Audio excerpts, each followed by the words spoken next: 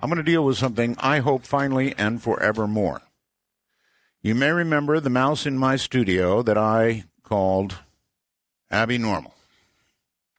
Okay. I have had messages, emails, endless computer messages coming through the wormhole, and all of them seeing what ain't there. This is just, we live in an impossible time when if I offer you a ghost photograph or a UFO photograph, half of you will scream with some justification, oh, it's blurry. Well, you know, if you're in the presence of a ghost or a UFO or whatever, generally you're not in your normal senses, so you're moving around a little bit, right? And the other, now let's go to the exact opposite side. I never did get a picture of Abby Normal, but people keep thinking I did. It's driving me nuts. Here's Tina, who says, Art, I just listened to the True Haunting show and took a look at the photograph that you took trying to catch Abby. I zoomed the photo 400% on my laptop, and there she is, hiding in the wires toward the back of the device you said you saw her on. Tina and everybody, that is not a mouse. That is what's called a ferrite. Abby had long since split. Now, to take the mystery out of it, I have just taken a picture of the ferrite as it exists behind the equipment, immediately behind. A ferrite is a device used to block RF radio frequency signals from audio wires. That's what it is. Now, when you get to 400% above zooming, I suppose it looks like anything you want it to look like eventually. But I put that up on Facebook so you can take a look. It is a very clear picture of a ferrite. Please stop telling me that's a mouse. All right. A police body camera recorded the father of a 6-year-old autistic boy, with his hands up, posing no threat as police fired into the car, severely wounding the motorist, killing the son. I don't know how many bullets he caught, probably about 5. Horrible, horrible. And I don't know what else you can say about that. They're out on $1 million bond, or no, they're not out. I guess the bond was set at $1 million for each one of these cops. Looks like SeaWorld's going to end the orca shows. If you want to see the orcas in San Diego doing their thing, you better get it done, because the killer whale act is going away. Now, they will continue to display them, but in their natural, I don't know how you could say natural environment, because a big tank, no matter how big the tank is not a natural environment, but closer. Do you have a pot belly?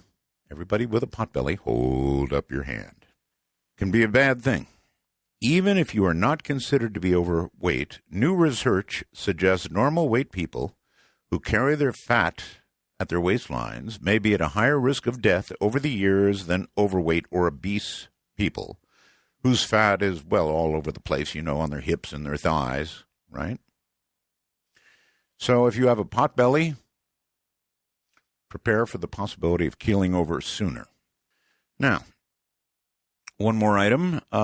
Experts have been squashing the idea of the Kepler Space Telescope that it has discovered an alien megastructure near the star, about 1,480 light years from Earth, almost as soon as the original story raising the possibility appeared a few weeks ago. Just because you don't understand what you're looking at doesn't mean it's aliens, chimed in ever so reasonable Neil deGrasse Tyson. Yeah, that's right. I talked to Neil. However, pointing radio telescopes at it has brought nothing. Now, I didn't expect it to bring anything. The chances of hearing an RF signal almost 1,500 light years away are slim and zero. I mean, I talked to Seth about that. So the fact that they have not heard anything pointing at that star does not in any way take away from the interesting possibility that is an alien megastructure. Not at all, in my opinion. So there you have it. But they didn't hear anything. No, hello, Earth, are you there? That would have been said almost 1,500 years ago for us to hear it now. Pretty unlikely, I would say. All right, coming up, a retired New York PD sergeant. His name is Ralph Sarchie. Worked out of the 46th precinct in New York South Bronx. That's got to be a rough one. However, in his other job that he calls the work, CIA, right? No. Investigating cases of demonic possession and assisting in the exorcisms of humanity's most ancient and most dangerous foes. Tonight, he will discuss his investigations into an inhuman evil that has never been explained, solved, or even understood. He has been schooled in the rituals of exorcism and is an eyewitness to the reality of the demonic. Sarchie hosts, in fact, the new Destination America series, The Demon Files, which premiered November 1st. So coming up in a few moments is Sergeant Sarchie. And actually, I'm going to ask him a completely unrelated question first. And I'll let him think about it during this break. And that is, since he was a sergeant, he was a cop, why are people shooting each other? Cops shooting people, people shooting cops. We go. Prepare yourself. This should be pretty interesting. And I would like to welcome you, Sergeant Sarchie, Ralph Sarchie, to Midnight in the Desert, which is the name of my new show here. Well, thank you, Art. I really appreciate it. And please call me Ralph. I've been retired for 11 years now. Okay, Ralph. But I bet you still watch TV sometimes, huh? I do, all occasionally. Right. All right. Well, you heard what I said before the break, and I really am starting to wonder about this now. In the old days, and I say that as in when you and I were working the last jobs we had, I guess this kind of thing did occur occasionally, but boy, there's been an awful lot of cop shoots person or person shoots cop, without apparent motive. I wonder if you have any thoughts on it. Well, it's a good question, and I don't believe there's a simple answer to that, and I don't believe, there is a single factor. I think there's a lot of things attributing to it, things that we don't see. I look at the total breakdown of society as far as, any kind of spirituality is concerned. And I see God being pushed out of society more and more. Yeah, it actually goes right into our topic, doesn't it? Yeah, pretty much it does. Everything leads back to those roads, as far as I'm concerned. That's the way I view the world. When did you and I last interview, Ralph? It was October of 2001. Holy mackerel. Okay, back then I asked you about Father Malachi, and you and I share a trait. We both were friends with Father Martin, and I asked you about his death then. Boy, there has been so much speculation and talk about Father Martin's death. Do you have any further thoughts on it, or do you think as you thought then? Well, I'm staying with the same way that I thought back, then. I'm not going to attribute his death to the devil, but the way I look at it is this. And just say, for argument's sake, God did allow that to happen. The way I look at it is Father Martin was killed because of his faith, his beliefs. Mm-hmm. Well, if that's the case, then us Catholics believe that he was martyred. He died because of his love and service for God, so he's considered a martyr. And that would probably be the ultimate reward for a man like Father Martin, the way I look at it.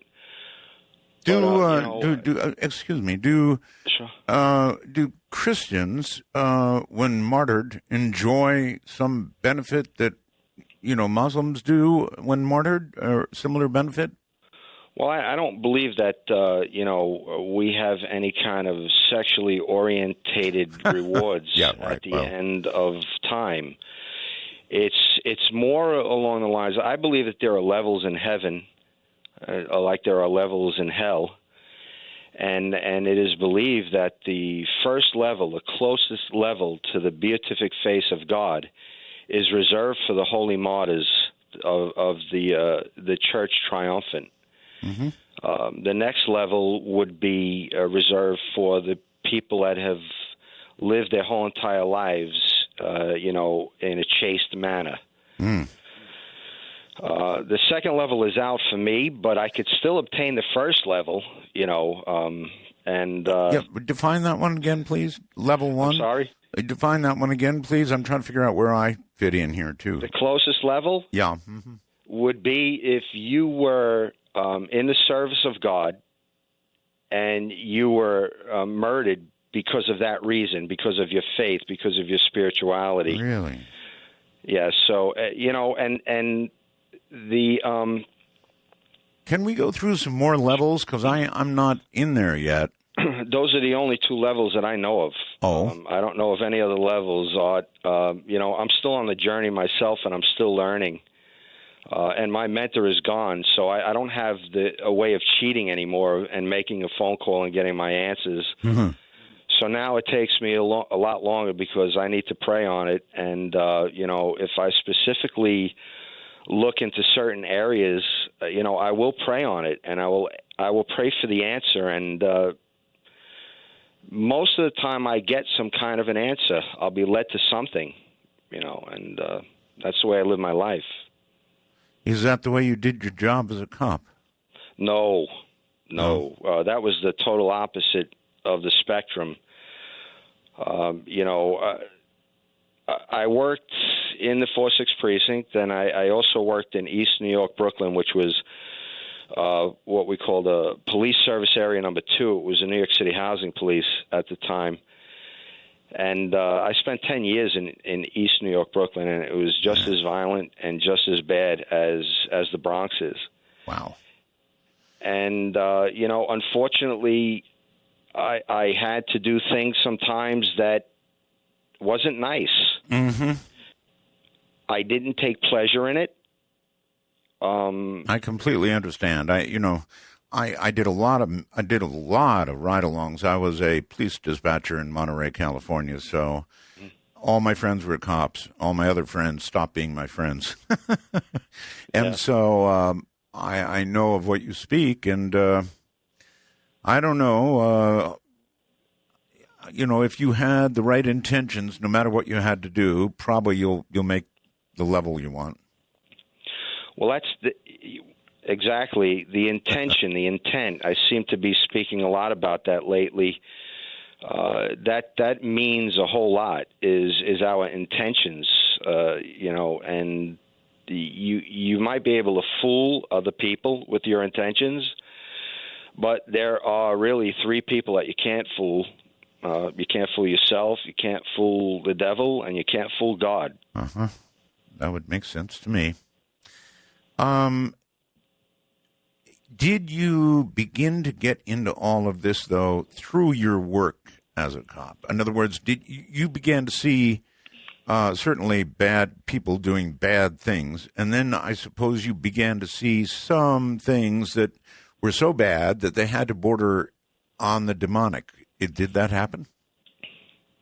Well, most people go off of the movie, when they try to figure out how the heck I landed where I landed in life.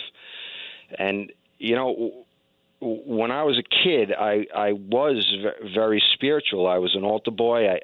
I knew who God was, and I knew who the devil was. I just knew that they both existed. I don't know how, I don't know why, but I just knew it.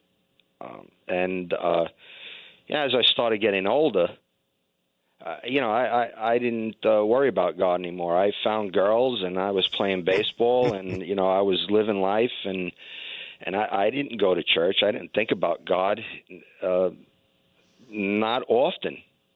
And then when I went into the police department, I started to see these things, and I started to to react to things in a manner that I shouldn't have, especially after I got shot. Mm-hmm. That sort of changed my outlook on things, and I started to get a little more brutal. How did you get shot? Well, I was off duty, and I saw some guy running from a location. I live right across the street from stores, and I knew all the merchants in the neighborhood, and there was a family of people from Pakistan who opened up a store, and the people in the neighborhood were always messing with them, Mm-hmm. And I saw somebody running across the street, and he was dropping objects. And when I called out to him and told him, "Hey, you dropped something," he ignored me and he kept running, so I knew something was wrong. I chased him and I caught him, and he appeared to give up. And I took my eyes off of him, and I had my gun in a shoulder holster. And when I was putting the strap on the holster, I took my hand off the weapon, and he grabbed it. Oh God! And I immediately charged him, and I knocked him over there was a little chain to keep people off the grass, and I knocked him over that, and he fell down. And when I went to jump on top of him, he fired one shot, and it just so happened that it went between the trunk of my body and my right arm, and it just grazed my arm. And the second shot went into the ground, and they taught us in the academy to, if somebody grabs your weapon, is to grab the cylinder and the hammer and just hold it, and the gun cannot fire. It was That's a revolver at the time. Sure. And I still have the scar because I grabbed that weapon so hard that hammer went right into the palm of my hand. Wow. I didn't feel it, of course, at the time. I was, worried about not getting shot. So the only senses that I really had were my sight. I don't remember hearing anything. I don't remember feeling anything. All I remember doing is seeing. Yeah. I wonder what they teach cops now with semi-automatics and 15-round clips. Well, if you grab the slide, they're going to get one round out of it, and then the weapon's going to jam. But good point. You're going to burn your hands on the gases that are escaping from that round. Yeah. And you might not be able to hold on to it at that point. If you actually do feel it, like I said, you sort of lose a lot of different senses, and certain senses only come into play. During a life and death struggle. Okay, well, here's two things we could look at, Ralph, and I'd love your opinion about which is true, and that is that when you and I were young, there wasn't much senseless killing, either by the police of people or people of the police. There just wasn't much, people didn't walk up to a cop and assassinate him. It just was so rare as to not happen. I guess we had the Black Panthers, stuff like that, but nothing like we've got today. So you could either say, look, there's just more coverage of it. We've got these 24-hour networks, so we see this stuff, or something has changed in society. Well, just for the record, Art, I'm still young, so that's the way I look at it. But I'm just kidding. I'm joking. But no, things have definitely changed, without a doubt, from the time that I was a kid to the time that I was a cop and to the times that we're living in now. And we're only talking about, the way I look at it, is about a 4-year span before everything just rapidly went right downhill. Mm-hmm.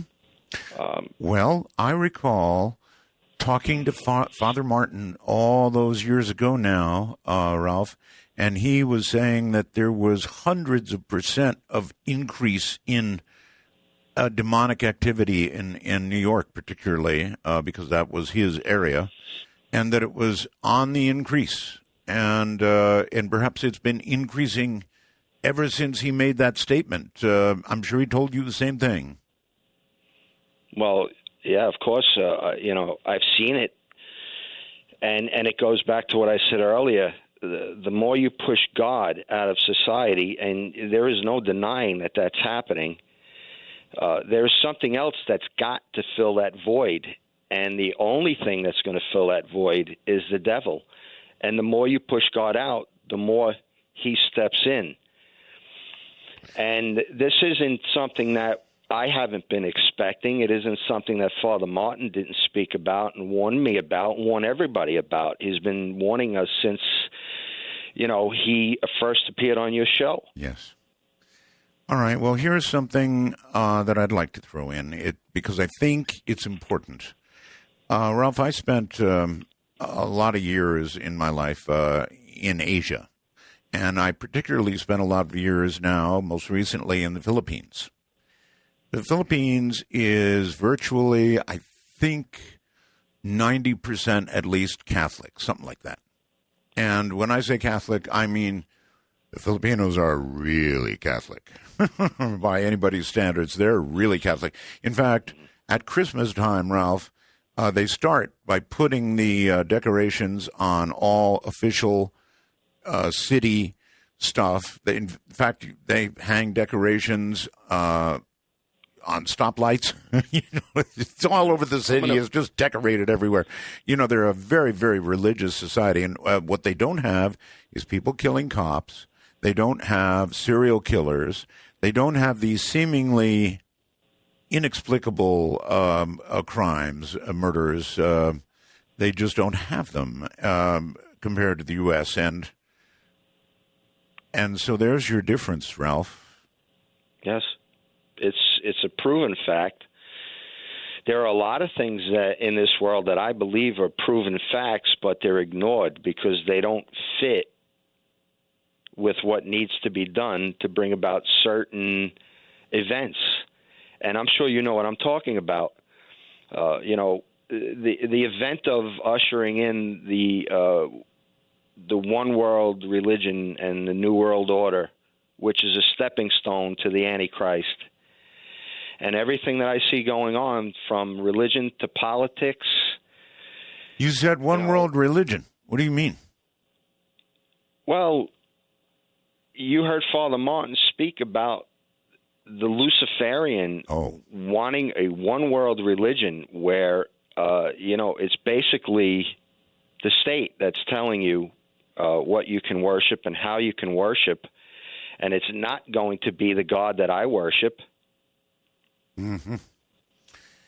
Yeah. So you think that one world religion could be the devil? Well, yeah, I would lean towards that because it's opposite of what Jesus Christ has instituted on this earth for us as his children. Right. Well, he's got a long way to go to catch up to the Catholic Church, unless you think the church might be hostage to the devil. And we'll pick up on that in a moment. We're at a break, Sergeant. Hold on. I'm sorry, Ralph. Hold on.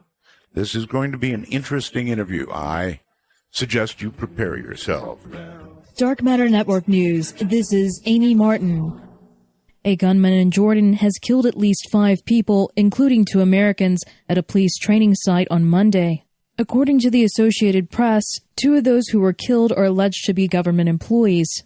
While details remain unclear, U.S. officials are still working to determine what happened and how many were killed. President Obama said that the attacker was wearing a military uniform and killed 2 or 3 Americans, although the State Department puts the figure at 2. The U.S. Embassy in Amman said 2 Americans injured in the attack were also U.S. government workers. All were part of a State Department police training program, said a U.S. official who wasn't authorized to speak publicly on the matter and demanded anonymity. Condemning the incident, the U.S. Embassy said that it was premature to speculate on motive. Arizona lawmakers who had hoped to build miles of fencing along the border with Mexico using millions of dollars in private donations are instead directing the money to buy equipment for a border sheriff's office after the state received just a fraction of the donations needed. The decision Monday by the legislature's Border Security Advisory Committee came without a mention of the original intent of the donations to build a fence along the border. Republican backers of the 2011 legislation hoped for as much as $50 million in private money for the project, which called for building 15-foot fences at busy border crossing points then erecting other fences along miles of the state's nearly 200-mile border that had no federal fences. Instead, the state only received about $265,000. Over the weekend, a number of listeners wrote in to let us know about an event that had happened on Saturday, witnessed by thousands in the southwestern skies, which coincided with a torrid meteor shower. Only this time, it wasn't a meteor, fooling at least one local astronomer in the Phoenix area. The massive blue light seen streaking across the night sky on Saturday has been claimed by the U.S. Navy. The reported culprit, an unarmed Trident II D5 test missile fired off the coast of Malibu. According to the LA Times, John Daniels, a public affairs officer for the Navy's Strategic Systems programs, the tests Saturday and others scheduled are classified and thus not announced in advance. Although notice was given to aviation officials and sailors in the area, it did not detail the exact time or location of the launch. The U.S. Navy is said to have launched a second and final test missile Monday afternoon during daylight hours. Daniels also told the LA Times, "It's important that we test these missiles for our national security. We don't announce future launches, but this is it for any time soon." According to a military analyst, the Trident II missile is said to be a key piece in the U.S.'s ability to deter a nuclear attack. This has been Amy Martin for Dark Matter Network News. It's always midnight when we're on the air somewhere. Hi, everybody. I'm Art Bell. My guest is Ralph Sarchie. Retired New York PD Sergeant. Worked out at the 46th Precinct in New York's South Bronx. And more. But he's not here talking about police work, except as I have sort of asked that he do. Joe wormholes me the following. Hello, Art. Would you like to comment on the alleged missile test as claimed by the Navy seen this past Saturday all over California and other states? Smells like a big cover-up from what you can see on the videos posted all over YouTube. Well, Joe, I think it was exactly what they said. There was a notice to airmen that went out before the test. They didn't make it public because it was classified. It was a Trident. In other words, it was a missile launched from a submarine. And, Joe, just so you know, I think it was intended to be seen not so much by everybody here on the West Coast who thought, oh, cool, look at that, as much as it was meant to be seen by Russia, by Putin. I hope you got lots of pictures of that. You know, they're really acting out an awful lot in Russia right now, and they're beginning to act like the old Soviet Union as much as they are our new buddies, Russia. So I think that Trident launch, and there was another one, by the way, earlier yesterday as well. So I think we're launching these as sort of a, okay, take a look-see. This is what we don't want. Anyway, Ralph, welcome back. And, I made a crack going into that break about the church being hostage to the devil. And, of course, that's a title of one of Malachi's books. But, I've got to ask you, do you share the view with Malachi that the church had an increasing influence, a demonic influence, and I have no idea how far it's gone by now. Since that time, we went through a terrible period with the church, with priests and molestations and all the rest of it. So what's your view? Well, there isn't very much that I don't agree with Father Martin on, and I agree with him because he's presented his case very well to me, and the rest of the world as far as I'm concerned. And, we do know that the smoke of Satan has entered the cracks of the church. But even still, Jesus tells us, even through Scripture, that the church, the gates of hell shall not prevail against her. So, I live life in all optimism. I try to, at least. I see what's happening, and it's not a surprise to me. The only surprise to me is that it's happening sooner than I can have ever imagined. I've got to agree with that. I think it's happening sooner, too. Yeah, I wasn't prepared for it. To tell you the truth. Right. I wasn't either. I've been very shocked at behavior changes in America. I guess maybe in the world, but in America too. If you look around the world, of course, we got the guys dressed in black, cutting off heads and that sort of thing. But right here at home. Okay, so do you think, Ralph, that possessions are still increasing in number? I guess that's a silly question, huh? Well, yes, I would have to say so. At least the infestations and the oppressions are on the rise, and we have an increase in the occult. People, they're more interested in the occult. With the technology, the internet, we have more information at our fingertips now. And I think people, they seem to have more information these days, but they seem to be getting dumber. That's the way I see it. People are going into areas that they shouldn't even be thinking about. I know, which is not a smart move. They're opening up these doors, and some really nasty stuff is coming through. All right. As a guy who was a cop, I'm going to ask you a really, really tough question, and that is, if people are in fact possessed by a demon or possessed by the devil, shouldn't that be a legal defense in court? Yeah, I bet.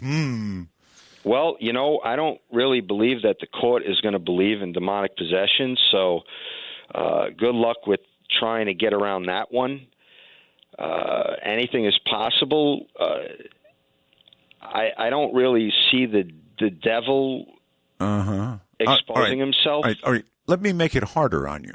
Oh, geez. Okay. Let's make it harder on you. Let's assume there's been a terrible murder committed, and that you were an investigator in that murder. And the guy who commits a murder claims he's innocent by virtue of possession. And you actually think that he was possessed because you do believe in possession. So let's assume that you had a chance to actually meet this guy, and you figured out that, yes, he does appear to be possessed. And so now we're at trial, and you're sitting in the witness seat, and the defense attorney is asking you, Sergeant, you do believe that possession is possible, right? Has to be a yes answer. Do you believe that so-and-so sitting right over there is possessed? That'd be a tough moment for you, wouldn't it? No, I would tell him the truth. I would tell him what I felt. And if I felt that the man was possessed, I would tell him yes, and then I would tell him why. And then the DA would take you away and have a really stern talk with you. Well, it's possible, but I doubt it, because if I come up with fact, and I can come up with other cases that are similar to it. Okay. All right. Actually, that's a very interesting statement. If you come up with fact. All right. In any case that you can ever consider that you have been involved in, what are the facts that determine possession? Well, we have signs that were given from the Roman ritual, which is the prayer book that the priest, the exorcist, will utilize. And we look for certain signs like abnormal strength, knowing information that they couldn't possibly know, speaking in a language or a voice, that is not of the person. Right. Meaning they would speak a language that they have no way of knowing. And a very strong aversion to anything holy, like right. Jesus or the Blessed Mother. But in these days, that alone, couldn't be used because there's such an aversion to Jesus and his mother by people that aren't in fact possessed. They might be influenced, but they're not possessed. Huh. They just don't like Jesus. But speaking in, I don't know. Aramaic or something might be a pretty big sign. Well, I'll give you an example, because Father Martin was involved in this, and, it is going to be spoken about in the documentary coming out about him. There was a young child that he was dealing with. This child was about 4 years old when Father Martin first became involved in her case. And we were discussing it one day. I was asking him why God would allow children Yes. to become possessed, and Father Martin said it would be a chastisement towards the parents for not teaching the children about God. And he said to me that you're going to see an uprise in child possession in the future. He says, and I need you to look out for that. Specifically look for that. And then it was about another 4 years later, Father Martin had already passed. I got involved in this child's exorcism. I assisted Bishop McKenna and Father Romer in the exorcism, and we were basically looking to get proof for the archdiocese of where this girl came from. Mm-hmm. So the archdiocese can work with her because she came from another state. Right. During the exorcism, this 8-year-old little child spoke fluent Latin, Wow. and also responded to questions in Latin that she couldn't have possibly known. Holy mackerel. Now, I could produce 8 children that are 8-year-old that can speak in Latin, write it, and they can understand it. But they've been trained in it since first grade. This child had no formal training in Latin whatsoever. She was Novus Ordo. She was a mainstream Catholic church. Okay. In the traditional Catholic Church, the children, the Mass is in Latin. So the children that attend the school, they know this response is in Latin from a young age because they're taught. So that would be one of the signs that we would be looking for. There's really no way that this 8-year-old can actually speak fluent Latin in that manner. How did that case resolve? Well, once it was actually passed on to the archdiocese of where this girl lived, I lost track of the case. It wasn't mine. Okay. I was asked to assist at it. That's it. A lot of times I get a phone call and say, be at such a location. You're assisting at, we need you to assist. And I would ask how many do we need, and they'd tell me how many people they wanted, and I'd get them and we'd go. The way you said what you said sort of tipped me off that, maybe Father Martin was preparing you for a time when he thought he might be gone. Do you think that could be? Well, Father Martin said a lot of things to me that didn't make sense to me at the time, and they're making sense now. So, Father Martin dealt with a lot of people, and, I'm sure that each person that he spoke to, there was something that was needed to be done. And he would have certain insights to those things, but he never really gave too much information on it. Well, I say this because it sounds like he was preparing you to continue some aspect of his work, Ralph. Frankly, it does sound that way. I don't know. I think then we're all in trouble because, if that's the case, then we're at the bottom of the barrel. It is the end times, and I would suggest get a relationship with God. Don't rely on anybody else but God. Do you think? By the way, you brought it up. So, is it possible that things have gone so far out of kilter that we are knocking on the door of the end times here? Well, I've become pretty good friends with some of Father Martin's friends that I've become acquainted with because of the documentary. And one of the things that I was told, a lot of puzzle pieces are being filled, by the way. Right. right now for me with the people that I'm meeting and I've become friends with. This is the British documentary you're referring to, right? Yes. Yeah, I'm going to be in that as well. The Irish. So. Yes. Yes.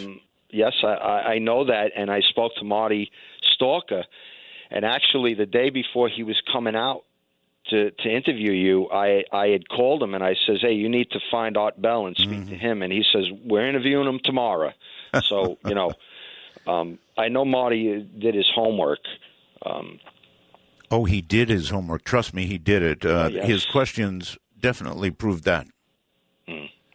Anyway, again, could it be we are closing in on the end times? I mean, as you look around the world, not just the U.S., but the world, there's just plain evil out there. I mean, you look at these ISIS people, the ones that might have just brought down this airliner, and the very center of their ideology, the very center of what they want, Ralph, is the end times.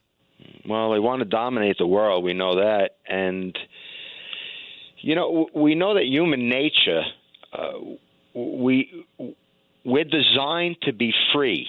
We're not designed to be plebs or told what to do, told what to think, told what to feel, told what to eat, told how to dress, told when to pray, told who to pray to. Correct. You get the point.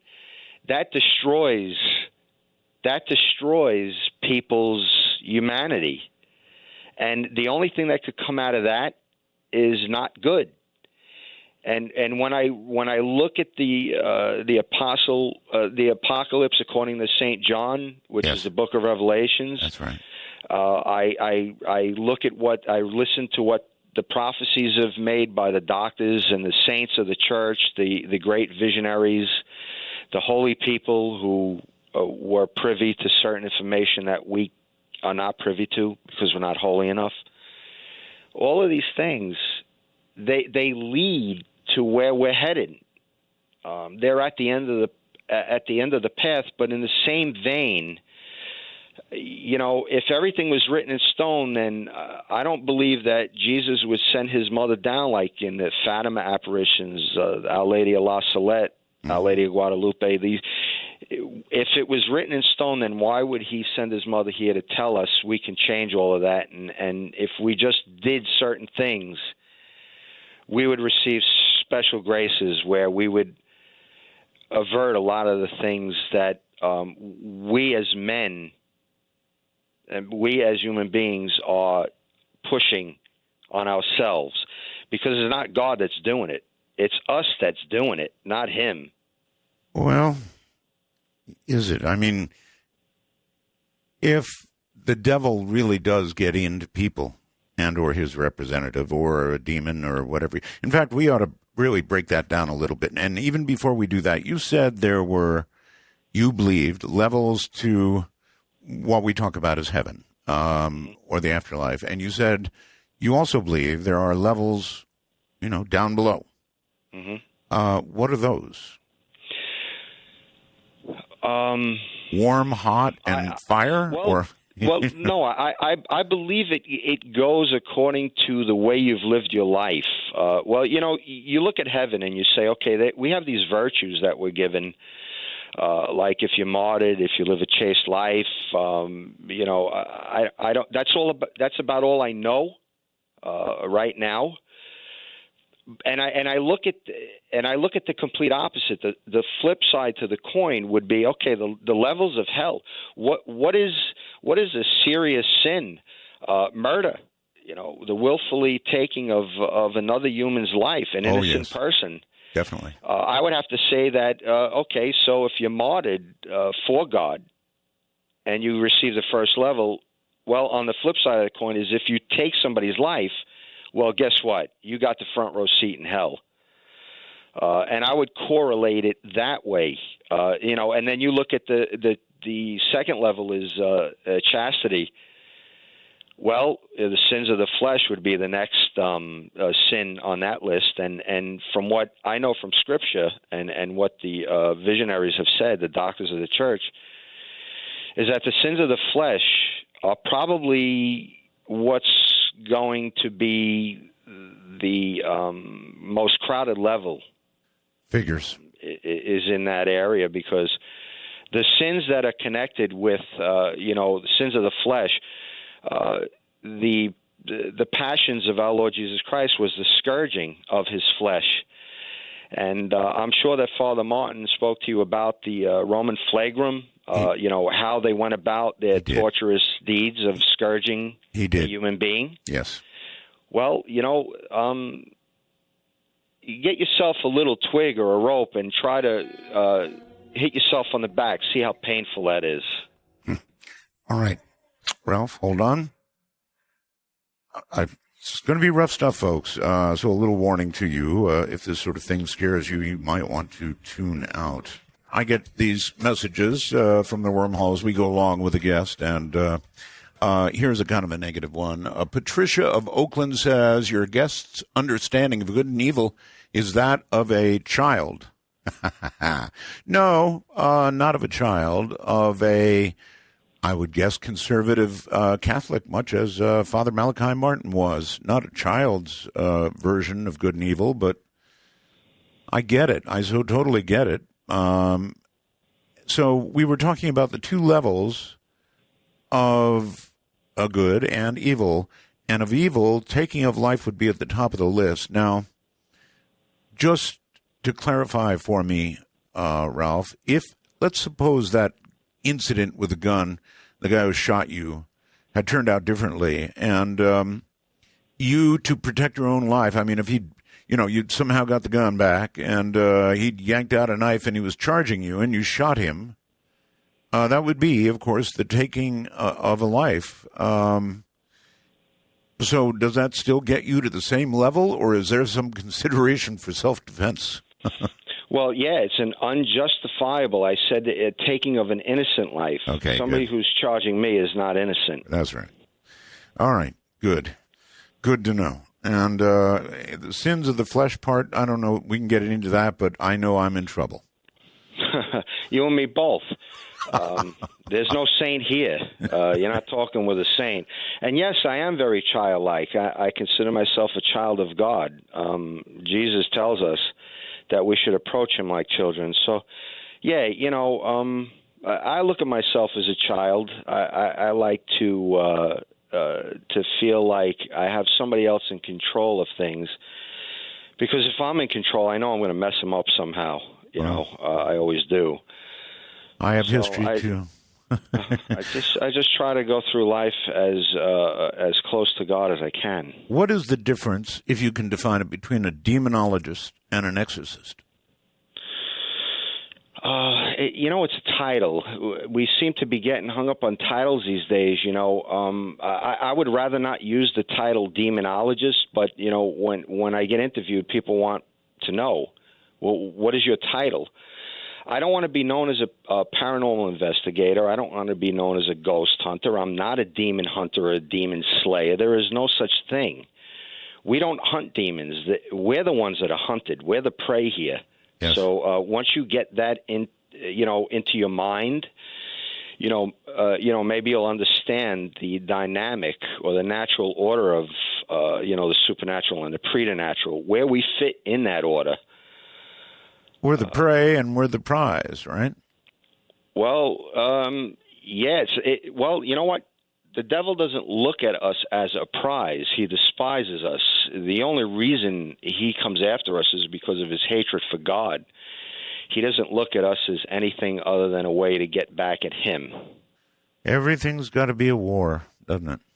Unfortunately, but that's what heaven is. No more war. Boy, do I hope you're right.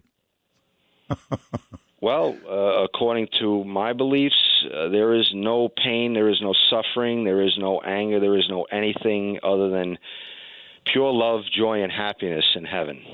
I hope that's right. I crave that. I really do crave that. I crave that for this world. I'm not going to be able to do it, and, the only one that could have done it failed, and he's much more greater than I can ever be. But I can still try to help individuals as much as I can, and that's what I do. And that is what you do. You certainly believe that possession is real, that a person can be possessed, obviously. We've talked about that now. And we've also talked about the signs of a legitimate possession, as in talking in a language you couldn't possibly know. Another thing that Father Martin talked about that never will leave me for the rest of my life is the perfect possession discussion. Father Martin said he could walk by somebody on the streets of New York, and he could just look at them in the eyes, and he could tell that they were perfectly possessed, that they had made their deal for whatever with the devil, essentially, and whether it was for a woman, a man, a job, fame, fortune, whatever it is they wanted, they made that deal, and there they are walking along the street perfectly possessed, right? Well, I can't do that. That's why I laugh when you say that I'm replacing him, because... Oh, I didn't say you were replacing him. Well... I said that he was preparing you to continue your work. I got you. Right? But you know what? I don't have that ability. He was something different. He was something very special. Yes. Not many people are called to do things the way he did them. I'll say there was a lot more to him than just exorcising demons, and that'll be brought out when this documentary comes out, because there was so many levels and dimensions to that man. I know people say there is no Father Martin, another one out there, and they're right about that, because trust me, we've looked and we have never found anybody anything like Father Martin. Not even close. And you never will. I know. You never will. I now understand that, yes. But that's the way it works. The more and more we push God out of society, the less and less he gives us. Now you have to really seek it on your own. And yes, you seek it childlike, yes. Are there 3 stages of diabolical activity? Yes. What would they be? The first stage would be the infestation. That's the external phenomenon happening at a location. Right. And then the next stage is a 2-part stage. It's an oppression and an obsession stage. One is an external attack, one is an internal attack. Huh.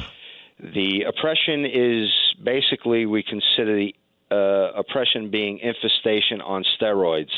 Things are completely out of control in the house externally, but at the same time, there's usually a lot of influence, a lot of internalized attacks from the demonic to push people further into sin, further away from God, which leads into the third stage of possession.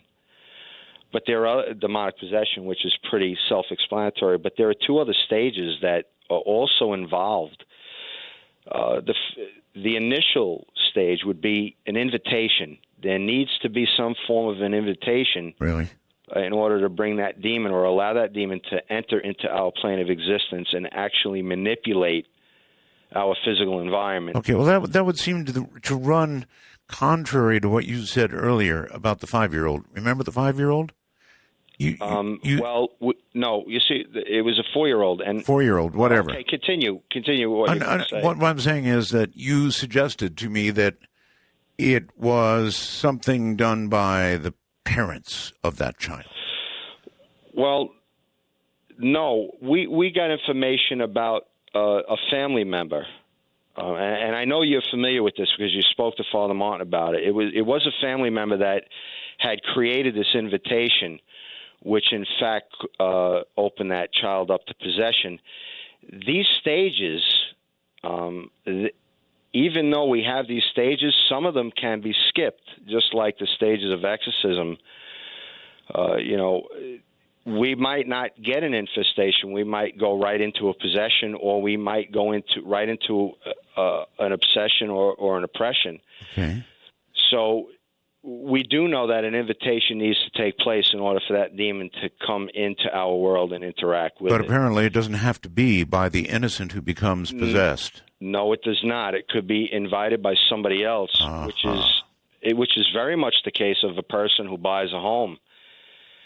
And the family that lived in that home prior to that might have been practicing Satanists, and they were doing rituals, and they invited a demonic spirit in.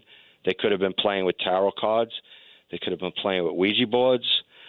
There could have been other things: drug use, sexual abuse, domestic violence. All of these things can be draws for the demonic.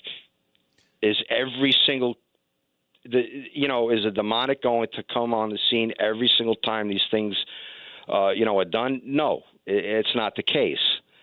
But there are certain instances where it will happen. And let's take the case of a Ouija board. Mm-hmm. They really scare me. I had a very bad experience that I never ever am going to discuss. But it's just a hunk of cardboard and a little wood thing you move around, and it really is nothing. So here we come back to this word intent. If it is the intent of the person to speak to a spirit, to speak to a dead person, or to speak to, actually, frankly, they don't most times have even a clue who they're going to speak to or who they are speaking to when they use it.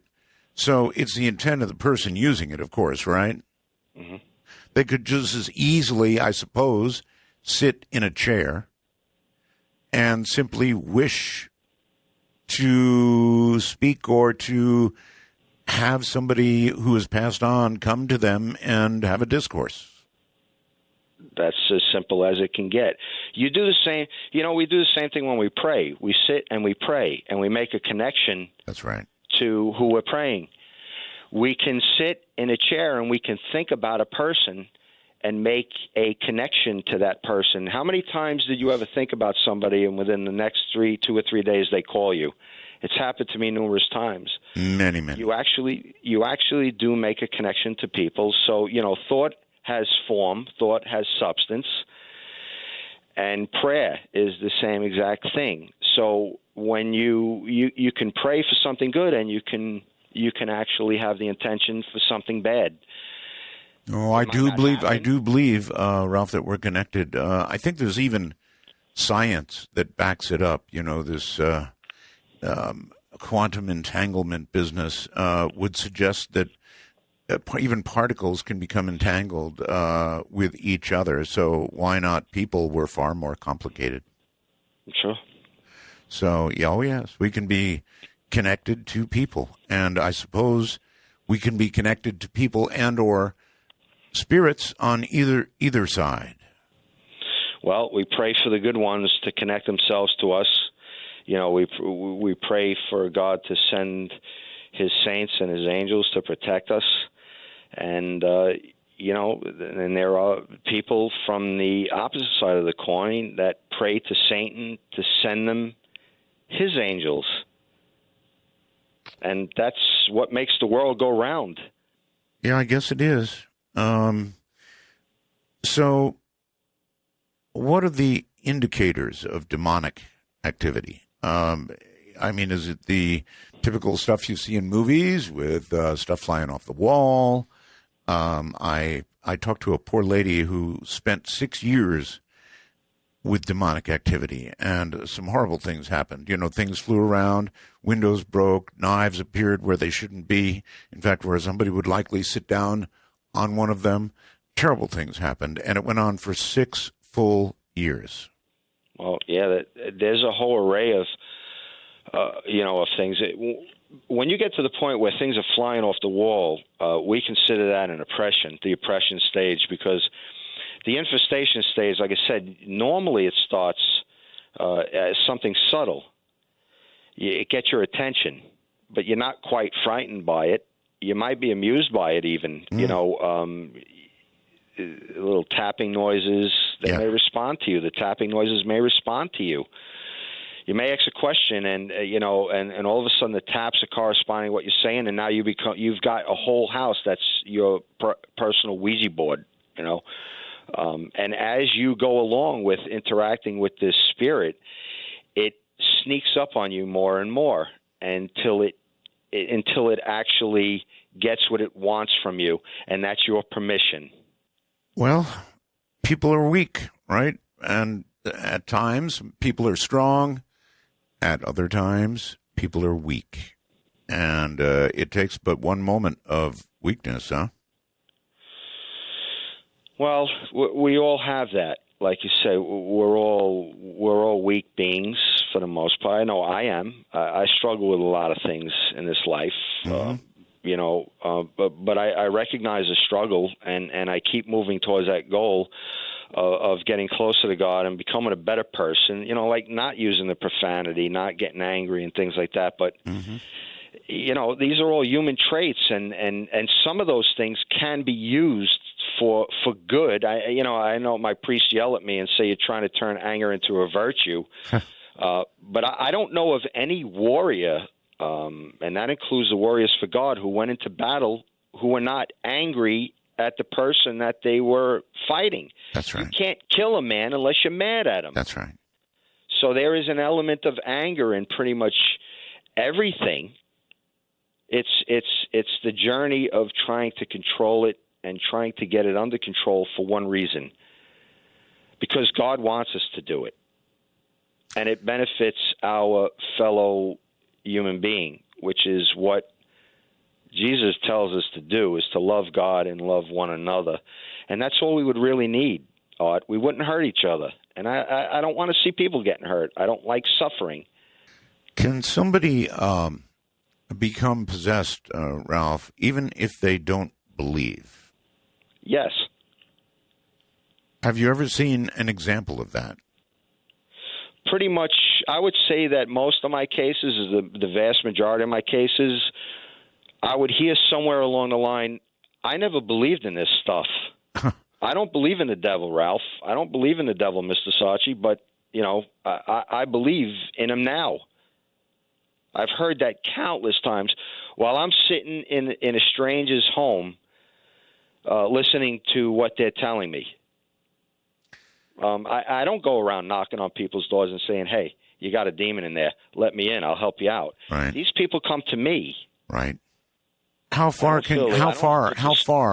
Ralph, can you go with people? I mean, if mom calls you and she's got a son who's, I mean, clearly possessed, what can you do? You can begin to collect evidence, I guess. You can, you have the right contacts. How do you proceed?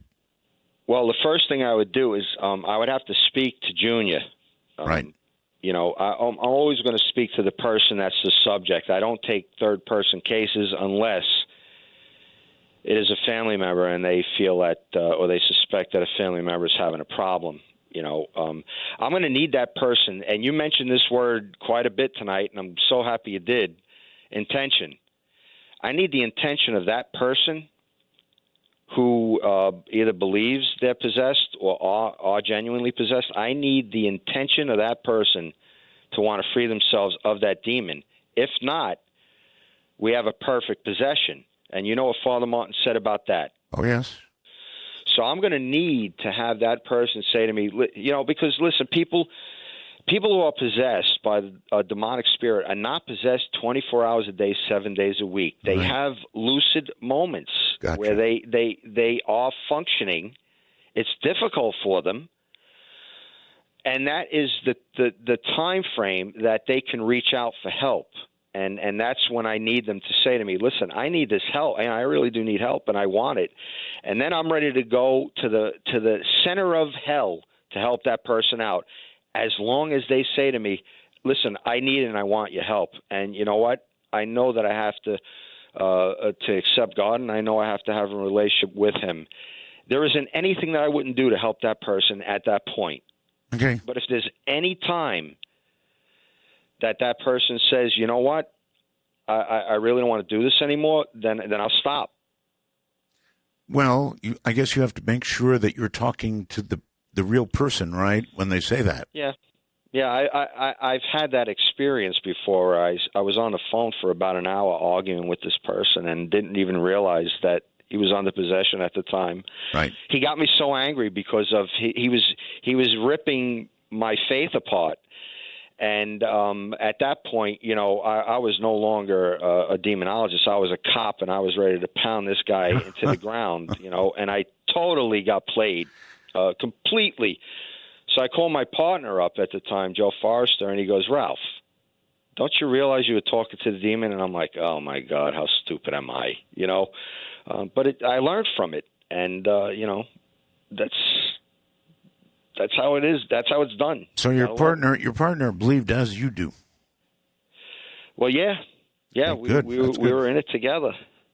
All right, so here's a big question for you, and that is, people like yourself, whether talking to somebody on the phone who's possessed or in the presence of somebody who's possessed, what level of danger is there for you? Well, first off, if I have a case of suspected demonic possession, I will always do an interview in person. It can't be done on the phone. I need to sit down with that person and speak to them. That's the first thing.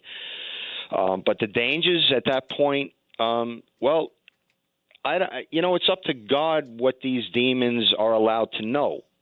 So if God obscures from this demon, this person is reaching out for help, the demon won't know it. But in most cases, the demon is going to know that this person is reaching out for help, and most likely it's going to try to stop that person from doing that.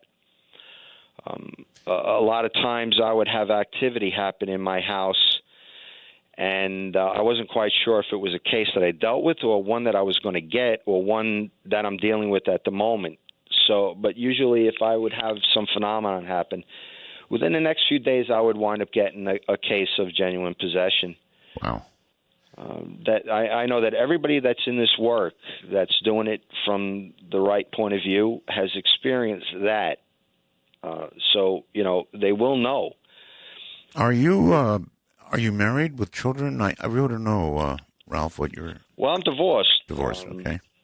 And I have 2 daughters and I have 2 grandsons. And do you worry about bringing something to your house? No, I don't worry about that because I've reached a different understanding than I had years ago on what it is that I should be doing. And what's been made very clear to me is that the Blessed Mother is very important in all of this. She plays a very important role. And I know my Protestant friends aren't going to like this, but, the Blessed Mother is basically our protection here on earth. Jesus left her here when he ascended up into heaven on Ascension Thursday. And she is our first line of defense down here, and she protects her son Jesus protects us through his mother, and he also gives us graces through his mother, because he's going to judge us.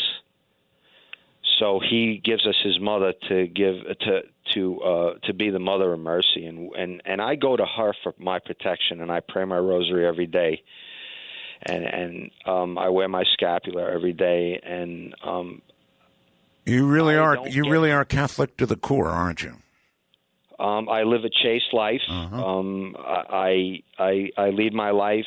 I live my life basically as a priest, but outside the church. I have friendships. There are people that I love, but I cannot, do certain things in life, and I want to live according to the way God wants me to live. Mm-hmm. In order for me to be effective and for him to hear my prayers and to protect myself, my family, my investigators, and the people that I'm there helping, I need to be doing it right. And if I'm not, I won't be effective, and he will not hear my prayers. So I need to actually walk the walk in order to do what needs to be done, and I'm trying to do the best that I can. Are there people, Ralph, who actually want to be possessed? Yes.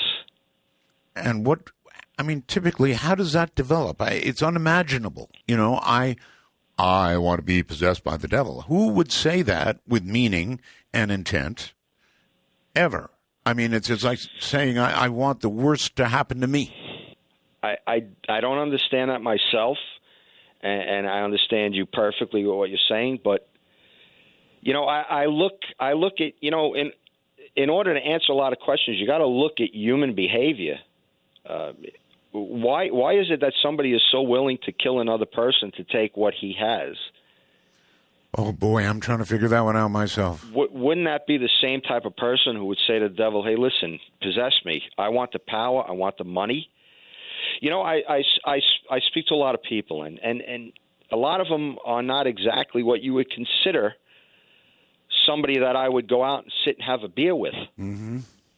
You could say that they are my enemy because of who they worship. And basically, they say that they know that the devil, at a certain point, they find out that the devil is, in fact, a liar. He's not going to give you anything except for what he's giving you right now. And that's usually money, sex, drugs, and power. And that satisfies the narcissist. It's here, it's now, I want it, and I don't give a damn who I got to crush, and they don't even give a damn where their soul ends up at the end. But they're going to worry about it when they do take their last breath, because then they're going to realize what they did, and it's going to be too late. I interviewed somebody you'd be quite surprised about. Her name is Blanche Barton, and she's like the high priestess of the Church of Satan. And Ralph, I thought it would be a really scary interview. I mean, I was waiting for rattling chains and all the rest of it. Well, you know what I got instead? I got this wonderful, articulate, sweet-sounding woman who was telling me how wonderful her faith in her church was in just the nicest way you can imagine. It was not scary. It was like the sweetest invitation you've ever heard in your whole life. And the audience said, oh, that wasn't scary. But then a day later, when I reviewed the program, and I listened to what she said and the way she said it, it scared the hell out of me, frankly. Well, the way I look at it, when I go to my church, it's beautiful, and it's not scary. No, Catholic Church. So I can get the same thing to where I'm going, but in the same vein, I'm not going to owe anything when I'm done. God's going to accept me because of love. But the devil, she's going to owe the devil when she's done. All right, Ralph, hold on. What we're going to do, sit tight, Ralph, we're going to open the lines when we come back from the break. So here you go. Our national number is area code 952-225-5278. Once again, national number, area code 952-225-5278, if you'd like to speak to Ralph. And then, of course, there is Skype. And if you have a iPhone or a Android, download Skype, put it in, and then put us in. In North America, we are MITD 51. In the rest of the world outside of North America, we are MITD 55. And I promise I will take the calls in the order in which they come, trying to be fair to all. Dark Matter Network News. This is Amy Martin. An alligator dubbed Godzilla, who tips the scales at more than 800 pounds, is being taken to a gator reserve to live out its days after being found wandering outside a Houston area shopping center. Godzilla was discovered Saturday by people arriving for work. It's believed that he wandered over to a plaza from a nearby creek. Christy Crobuth is licensed by the state as a, quote, nuisance alligator trapper. She was called to help subdue Godzilla and cart him away. She says that once he was muzzled and restrained, a forklift was borrowed from Home Depot to load him onto a truck. Godzilla is blind in one eye and has only partial sight in the other. The alligator is going to be living at the reserve for his own safety. A 54-year-old man from Somerset, UK, told Cryptozoology News on Friday that he had chased gray aliens out of his home with a baseball bat. The incident reportedly happened in 1995 after the man suffering from sleep paralysis became aware of two figures at the foot of his bed. He allegedly attempted to wake his partner before falling asleep again. During the following morning, he claims that his two sons said that clowns had broken in through their bedroom window and that their father had chased them away with a baseball bat. The man also reported that his sons should not have known about the bat that he kept under his bed. According to recent images from the New Horizons mission, NASA says that icy volcanoes may be present all along Pluto's surface. Robert Pappalardo, a planetary scientist at NASA's Jet Propulsion Laboratory in Pasadena, California, told Nature, "If Pluto does indeed have cryovolcanoes, it suggests the volatile ices that coat its surface can flow relatively easily both at the surface and just below it. The geologic patterns are said to resemble cryovolcanoes like those on Neptune's moon Triton and other frozen worlds." Egypt's antiquities minister says that a scanning project in the Giza pyramids has identified thermal anomalies, including one in the Great Pyramid. The ministry said in a statement Monday that the first phase of the scanning has shown, quote, a particularly impressive anomaly located on the eastern side of the Khufu pyramid. The thermal scanning was carried out during sunrise as the sun heats the structures from the outside, and then during sunset as the pyramids are cooling down. The speed of the heating and cooling phases was used to uncover hypotheses such as empty areas in the pyramids, internal air currents, or different building materials used. Still, the ministry hasn't identified any evidence of an alleged granary. Have a strange story or a news tip? Email amy@artbell.com. This has been Amy Martin for Dark Matter Network News. We do have a first-time caller line. That's the one that Ross doesn't know about yet. It's area code 775-285-5800. So if you have never called the show, that's a way to get in. Area code 775-285-5800. That said, back to Ralph Sarchie, who was a cop and is now kind of fighting the devil. Not kind of, actually is. I want to talk a little bit about something you certainly would understand. That'd be rules. Everybody has rules, and I know the Catholic Church has rules, and we have rules. We want to get to heaven, whichever level, and or get somewhere else. We can either follow or break rules. And you know what I wonder, Ralph? I wonder if demons have rules. They certainly do. Aha. God sets them, and they follow them.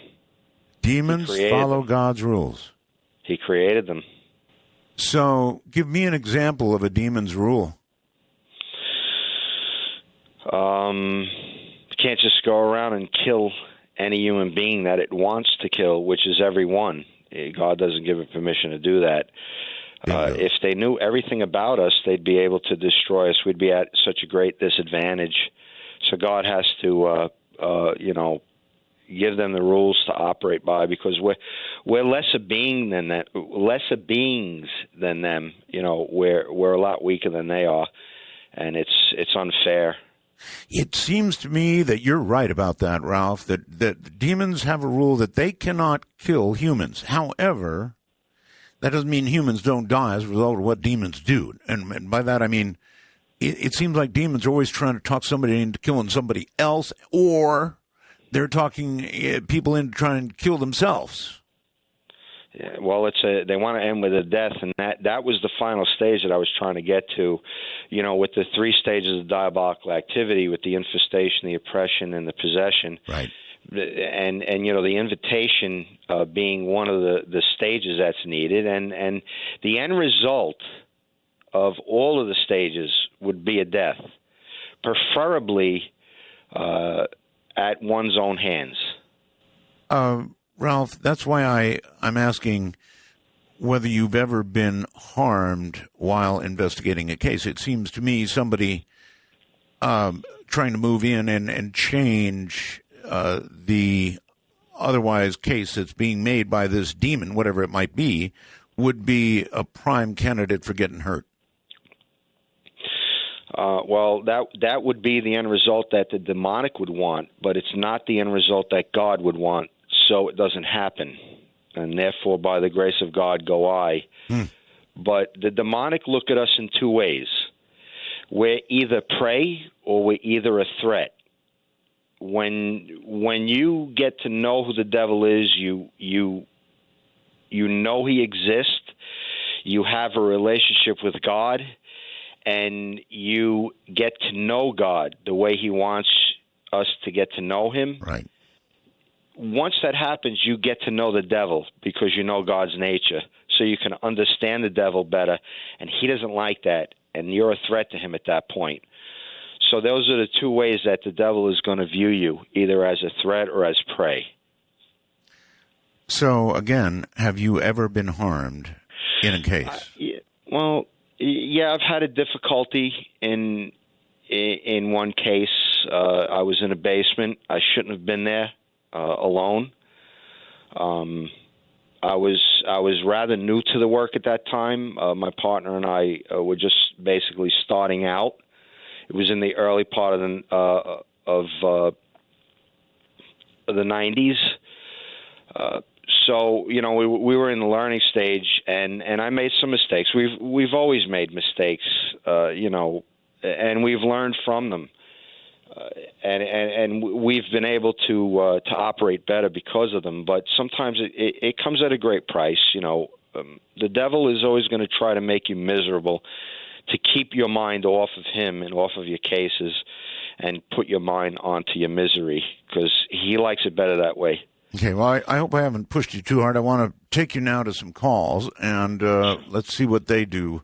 Let's go first to Skype and John. Hello. Hello, Art Bell. How are you? I'm fine. Evening? John, you're a little far away from your microphone, whatever it is you're using, for one. So if you're on a laptop, sneak up close to that little hole in the top of the laptop and talk. Okay, can you hear me now? Well, you're still echoey, but go ahead. Well, I'm sorry about the connection. I thought it was better, but I wanted to ask your guest, hello, Ralph. I wanted to ask your guest if he knew that about one of your guests earlier on your new show that told the story that Father Malachi Martin had been a contract agent for the Central Intelligence Agency. That's fact. Yes. Let me investigate that right now. Indeed, I had a man on, Ralph, who said that in France, Father Malachi had been dispatched by the CIA in some way to retrieve an object at a dinner, as a matter of fact. And I wonder if you'd ever heard that he had had any contacts at all with the CIA. Well, yeah, but to tell you the truth, Father Martin has never really gone into that detail with me. But like I said, Art, after the documentary, I was put in the path of certain people who were very close to Father Martin that I was not aware of. Father Martin had a way of keeping his friends separate from one another, which is a pretty smart tactic if you really think about it. Oh, yes. It's a safe way to go through life, and it's usually when you're involved in something deep, you usually do that. You separate your friends. Okay, but that's a yes. Well, I can only assume at this point. There's been a lot of things that I've heard about Father Martin over the years that within the last year have either been disproven or proven to me. So I wouldn't doubt it, but I don't know for sure, so I really can't say. But you've heard these things. I've heard rumors, of course, you know, and I would say that this could be very feasible, but you got to remember that the Vatican had themselves probably one of the best intelligence agencies in the entire universe, because God was at the head of that one. Okay. Jackson, Mississippi, hello. Hello? Yes, ma'am. You've got a lot of noise in the background. I'm sorry. That's better? I have a question for you, Art, as well as one for Ralph. Is that all right? Sure. Okay, I heard your interview with the African Brigadier General a few days ago, and I was wondering if you ever contacted him after that. The African Brigadier General, who was that? I don't recall his name, but a UFO had crashed, and he was in the Army, and they brought him to the U.S. I'm sorry. I guess without a name, I don't recall it offhand. Go ahead with your question for Ralph. All right. Hello, Ralph. Hello. I was just curious. I was curious to know how one would know if they were being influenced by a demon and not. Okay, the beginning. In other words, how would they know if the influence was there, Ralph? I would have to say by the outcome of whatever the action is. If it was good for your soul, then I would have to say that the devil had nothing to do with it. Huh. Okay. Boy, that's a tough question. It really is a tough question, isn't it? I mean, I could go through intricate detail on how the devil actually does that, goes about that. But as far as knowing what is our own and what is the influence of the devil, I can only go by whatever the outcome of the act is would lead you to believe on who was the most influential over the decision that you made. Whew. Okay. Let's go somewhere outside the country. And Tiger Lily, hello. Hi, Art. Yes. Hi, Deb. I have a question for Ralph. Could you tell us, like from beginning to end, how someone contacts you, what you look for to see if there actually is a demon, and then how you go about dealing with that? Okay, first of all, the contact. Good question. How would somebody contact you? Oh, there's a lot of different ways. Facebook is one. Sometimes I get a letter.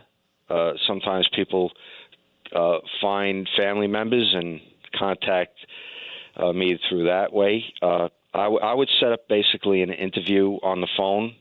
And these days I have so many people that are coming to me, chances are that you're going to speak to one of my investigators first. And then I'll look into it if the investigator feels that it's something legit. You're that busy, huh? Unfortunately, I am. Not only people who are suffering from demonic activity. I get a lot of people who are mentally ill. Yes. So that takes a lot of time to figure whether it's a mental illness or if it is actually demonic activity, or if it's both. Who says that people who are mentally ill cannot suffer from diabolical activity? So it's really tough sometimes. It takes me months and months sometimes to really get to the heart of the situation. So it does take a lot of time, and I guess mental illness can look a whole lot like demonic activity. Is that right? Yeah, it does. But people who are mentally ill don't know they're mentally ill. So I sort of work it in that, along that vein. And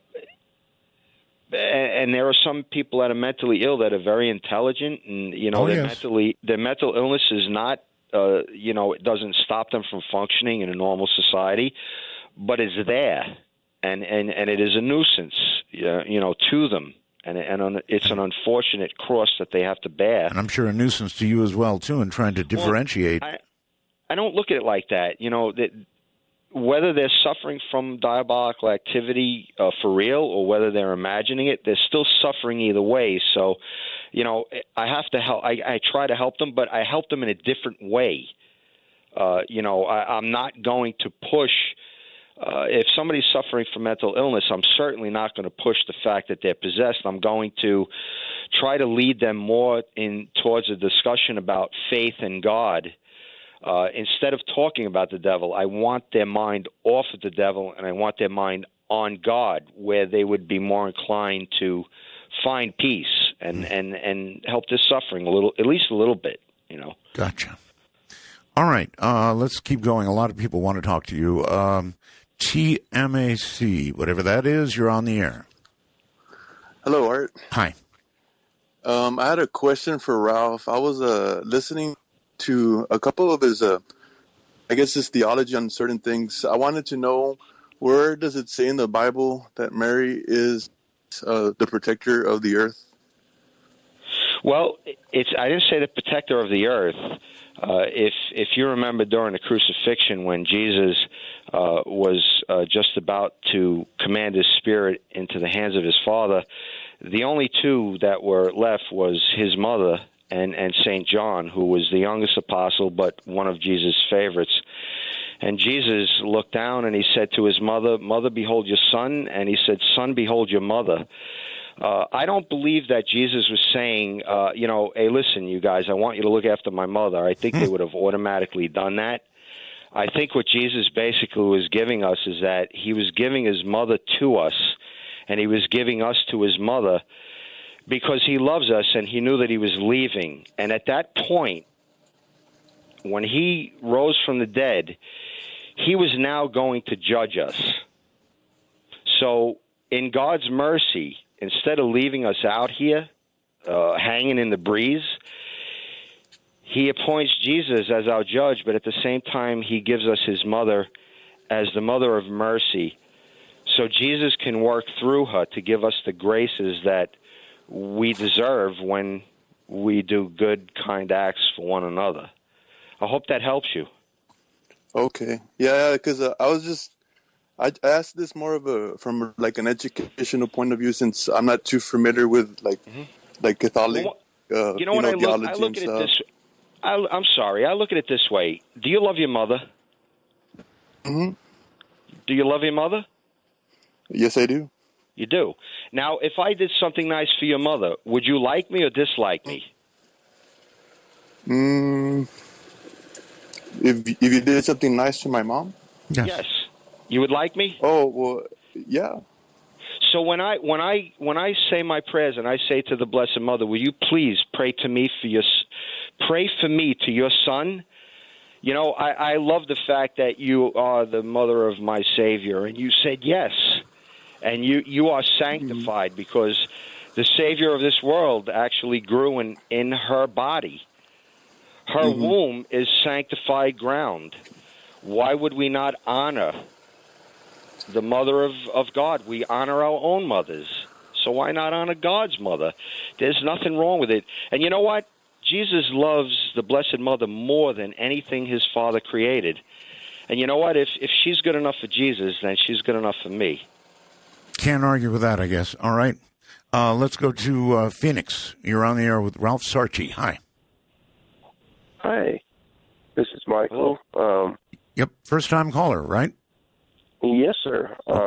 At least in the last 20 years. Good to hear you back on the air, Art. Thank you. I'm your friend out here with the bad back also, by the way. All right, well. I know what you're going to. Okay, I have a quick question. Well, Art, you used to speak about something that you called the quickening. Yes.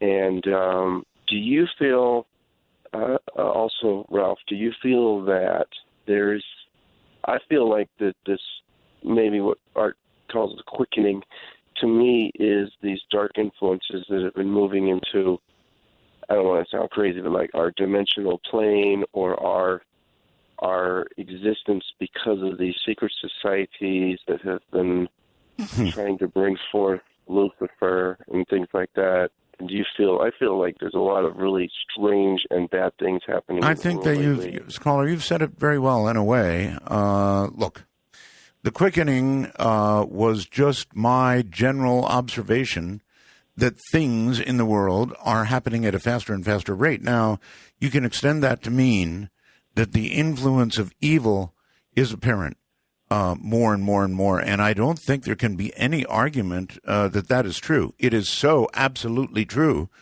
You would agree with that, Ralph, right? Oh, yes, definitely, without a doubt. Sure. And that's what Father Martin said.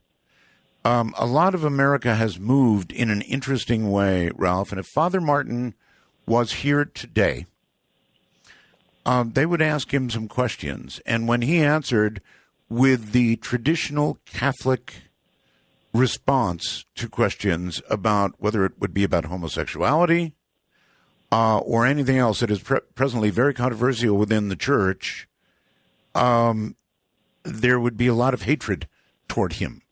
So America has changed in a very big way, and I can guarantee you Ralph, that if I were to ask you these questions and you were to give me the traditional Catholic response, you would get a lot of hate mail.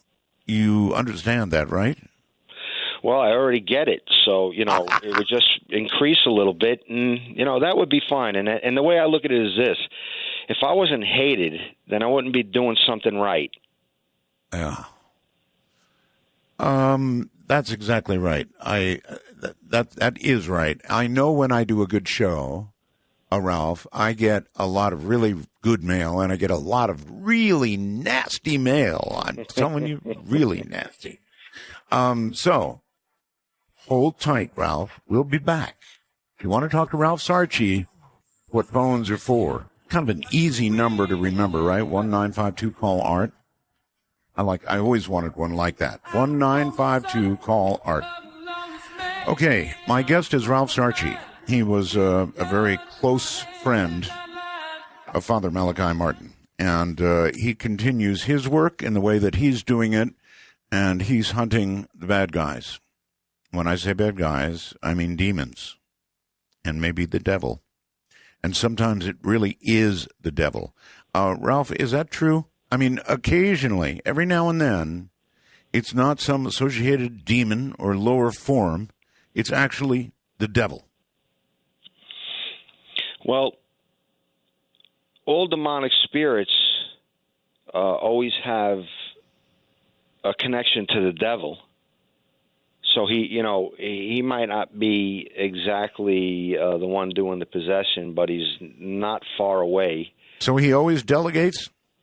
Well, yeah, of course. He's too busy doing other things. He sends his demons out to do his work, just like God sends his angels out to do his work. Yes. All right. On Skype, you're on the air with Ralph Sarchie. Hi. Hello. Going once. Going twice. Gone. Let's go to, looks like Red Oak, Texas, I think. Hello, Red Oak, Texas. Yes, I hear you. Okay. My name is Andre. I'm calling from Dallas, Texas. Okay. I had a couple questions for Ralph about demonic possession. I was just wondering, are there different levels of possession? Like, can you be possessed and not realize that you're demonically possessed? And my other question was, it seems like in all the stories that I've heard of, the most effective weapon against demonic possession is through the Catholic Church is exorcism.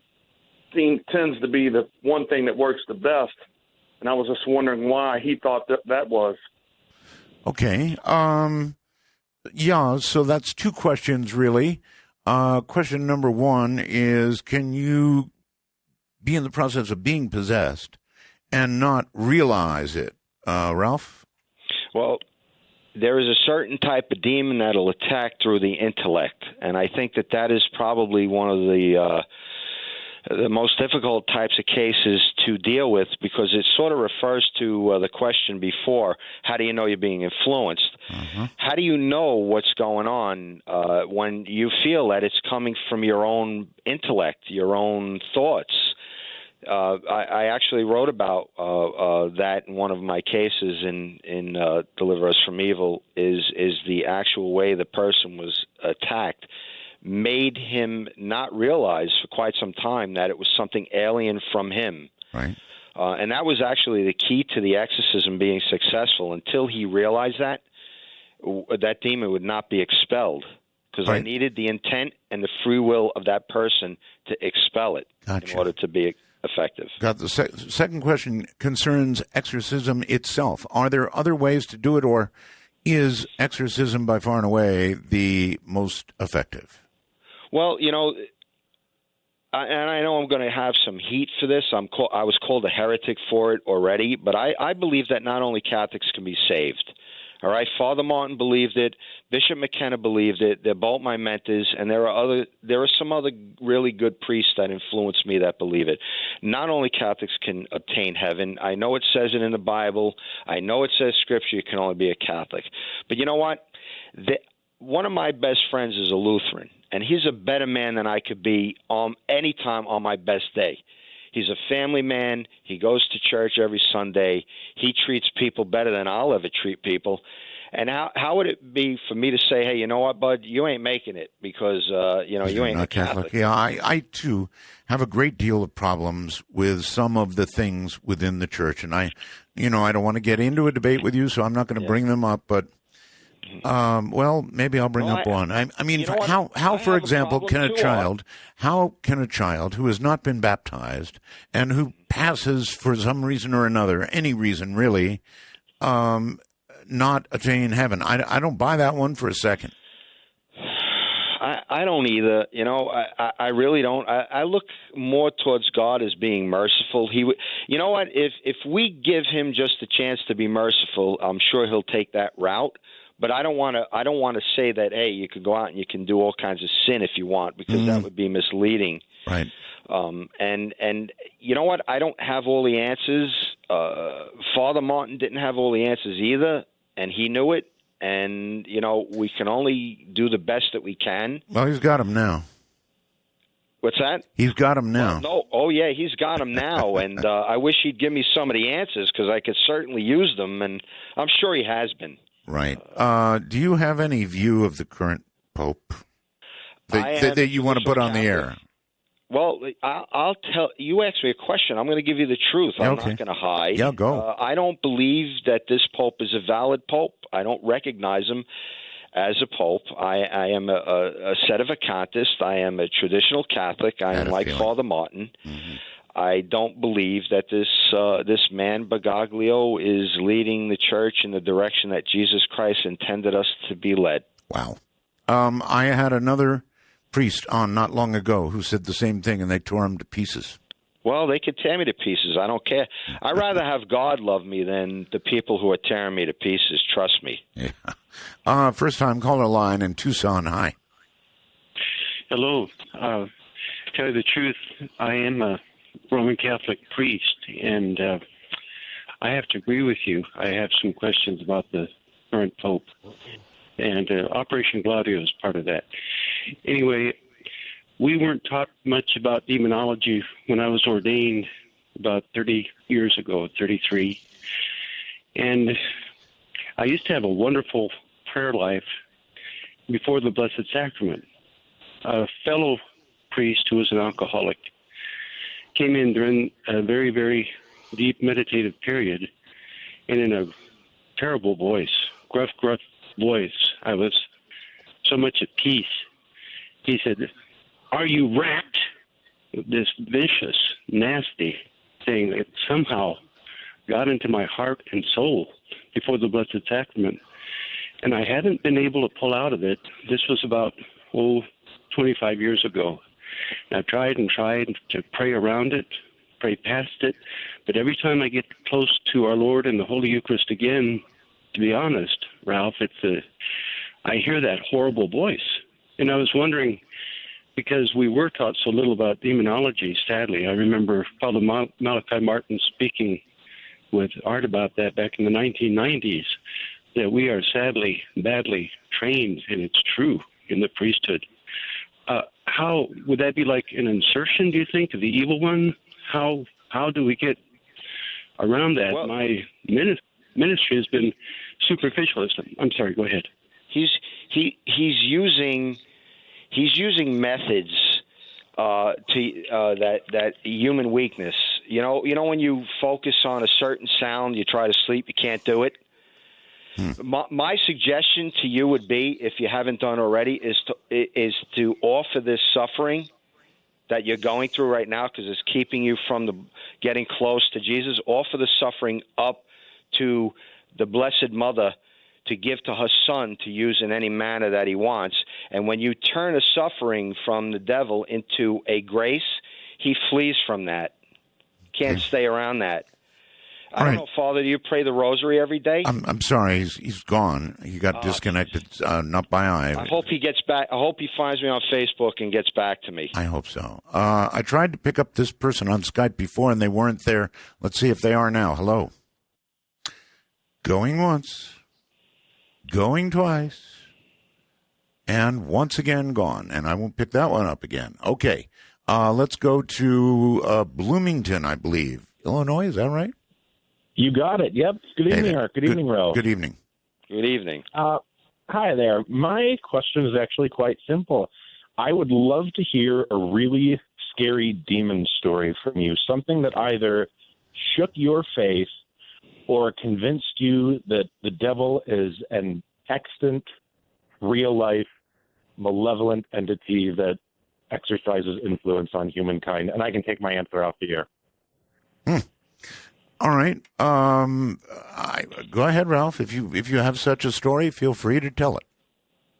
Well, I don't have one particular story. It's been a culmination of all the things that I've seen over the years. I mean, there's some things stand out in my mind, and I think it just happened to be one exorcism that I didn't actually assist at the time.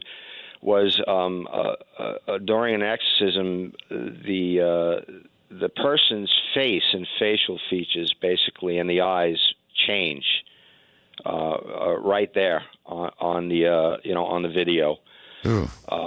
I assisted at this man's second exorcism, and I could tell you that he didn't look like he looked when that first exorcism came. But that I sort of showed that video to Eric Banner and Edgar Ramirez, and that was the only video that I got a chance to show them. After that, they didn't want to see anything else. They were done. Okay, so pretty scary stuff. That was it. Yeah, that was it. All right, so Sumaneth, I'm sorry, having trouble pronouncing that on Skype. You're on the air. Thank you very much. I love your show, Art. Thank you. I just wanted to tell you the story from last year that I had. I was listening to Malachi Martin talk about his experience with exorcism, and it was about 4 a.m. I went outside to have a cigarette in my backyard, and in the lemon tree in my backyard, I saw a shadow. And I remember his advice. He had said to not show any fear. So I turned my back and was smoking my cigarette, and I ashed my cigarette, and it sent me this message. In my mind, it said I could have whatever I wanted if I gave it my soul. And so I immediately said no. And his advice just moments before I had this experience was fresh in my mind. It was basically to give it a command and to not answer the demon's command. And so essentially I just said, get out of here, what are you doing here, and so on and so forth. And I just had never had any experience like this. So well, I just it's a very interesting experience, and I do want to ask Ralph about it. Ralph, first, I want to ask about this. Mm-hmm. Does a representative of the devil actually at times come to people and say something like, make your wish, you can have anything you want, all that we want in return is your soul? Well, I haven't heard it to that degree, but that is the sum and the essence of what the contract would be. Is the devil is going to give you something in return for your soul, right? But what I want to get, and it's very important, is whenever you address what you might feel is a demonic spirit, you never command it in your own name. You always command it in the name of Jesus, because we don't have authority over these beings. Only Jesus does. And he gives us that authority in his name. But here's the kicker. You need to have a relationship with Jesus in order to use his name. If you don't have it, chances are you're going to be in some serious trouble. Gotcha. You got no protection. Okay. All right. Let's go to who's next, and it looks like Denver. Hi. Howdy, Art. It's Mark the Amp Shark out of Aurora, Colorado, KLZ 560, listening to, if I get this right, Kilowatt Yokohama. Help me with the rest. Nancy, I screwed it all up. Yeah, you did. You got dyslexic. Exactly what I don't want people to do. It's Kilowatt, Nancy, Yokohama easy. There you go. Sorry. Thanks for the second swing at that anyway. This Ralph guy, this is a wonderful guy to listen to. Congratulations on staying on the straight and narrow. Normally out here out west, the the Easterners wear a little thin, they're brash and all. How refreshingly wonderful to have such a wonderful cut the bologna New Yorker to just cut through the cheese and deliver it straight up. And so thanks, Ralph. You are a godsend. Well, thank you. I appreciate that. Two things real quick, Art. Write this down, and I hold you personally responsible, sir. And same with all these other nationwide shows, quote unquote. I think you do humankind a disservice by not occasionally holding, and I know this is shaky territory here, but I still feel you are morally bound, sir, to hold occasional mass world prayer meetings. It doesn't have to be specific. We have to pray for good against the devil. We have a very good chance to be overwhelmed by the devil, New World Order, and we also have a very good chance to defeat these people. So please, Art, consider that. Thank you. And to Ralph, my question, sir, I'm a wayward Catholic. I had to divorce myself from the evil, what I see as the Roman Catholic Church, and I'm done, finished through with those people. So how would you also, the one thing I can't quite squeeze into my new faith, sir, is I'm not quite over the threshold on Jesus. I think he was a definite, I'll call him a historical phenomenon. I can't say with all of my heart that I believe that part of the story. I lean more to the wacko side. So here's my $64 question for Ralph. How do you comport, sir, all this wacko stuff, which I believe a lot of, and comment, if you would, on the same RCC, Roman Catholic Church. Also, they're watching the heavens, too. There's UFOs, ETs out there. I see God as part of one of these competing ETs. I cut it simple. I pray to the good side. And we know the Roman Catholic Church has their Lucifer telescope, and they're watching the heavens, too. And how do you see Ralph, both of you guys, that's all. I'll shut up. I've hogged it enough. So all right. Thank you very much for the call. And I'm not even sure what you said, but the chances of me holding a mass on here are slim and zero. So that's my answer to you. Now, I think he was sort of, I'll construct a question for him. Even though what he said was somewhat disconnected, discombobulated, he did manage to get in the Lucifer telescope. In fact, there is a telescope that they've jokingly named Lucifer, and I guess it's next to the Vatican's telescope in Arizona. And he then started to refer to UFOs and the rest of it. So I wonder how the church views the possibility of alien life, or do you not feel qualified to address that? Well, no, I believe that the UFO phenomenon is a demonic deception. Oh, these UFOs operate outside of the natural order instituted by God. I don't believe that another race of being created can have that much power over our physical world. And you know, a lot of the phenomenon that is explained by these people that deal with the UFOs is extremely similar to diabolical activity. So the whole thing's demonic. Well, I would believe it's demonic because it leads us away from that thought of we are created in the image of God. If there's another being created, then that theory is pretty much out of whack. Okay, then. Oh, Ralph, I've got one for you, buddy. Okay. I've sure got one for you. All right, then. Let's imagine the following, Ralph. A being comes down, representative of another world of alien beings, intelligent alien beings. And down the ramp he walks of the spacecraft, and we find a way to communicate with him. And he indicates that he seems like a good fella for the most part. But Ralph, he indicates that he doesn't understand the concept of God or religion or anything to do with anything like that. But, you know, he's a good fellow nevertheless. You would dub that being a demonic being? Well, At this particular point, yeah, and I know it's a hypothetical situation. It is.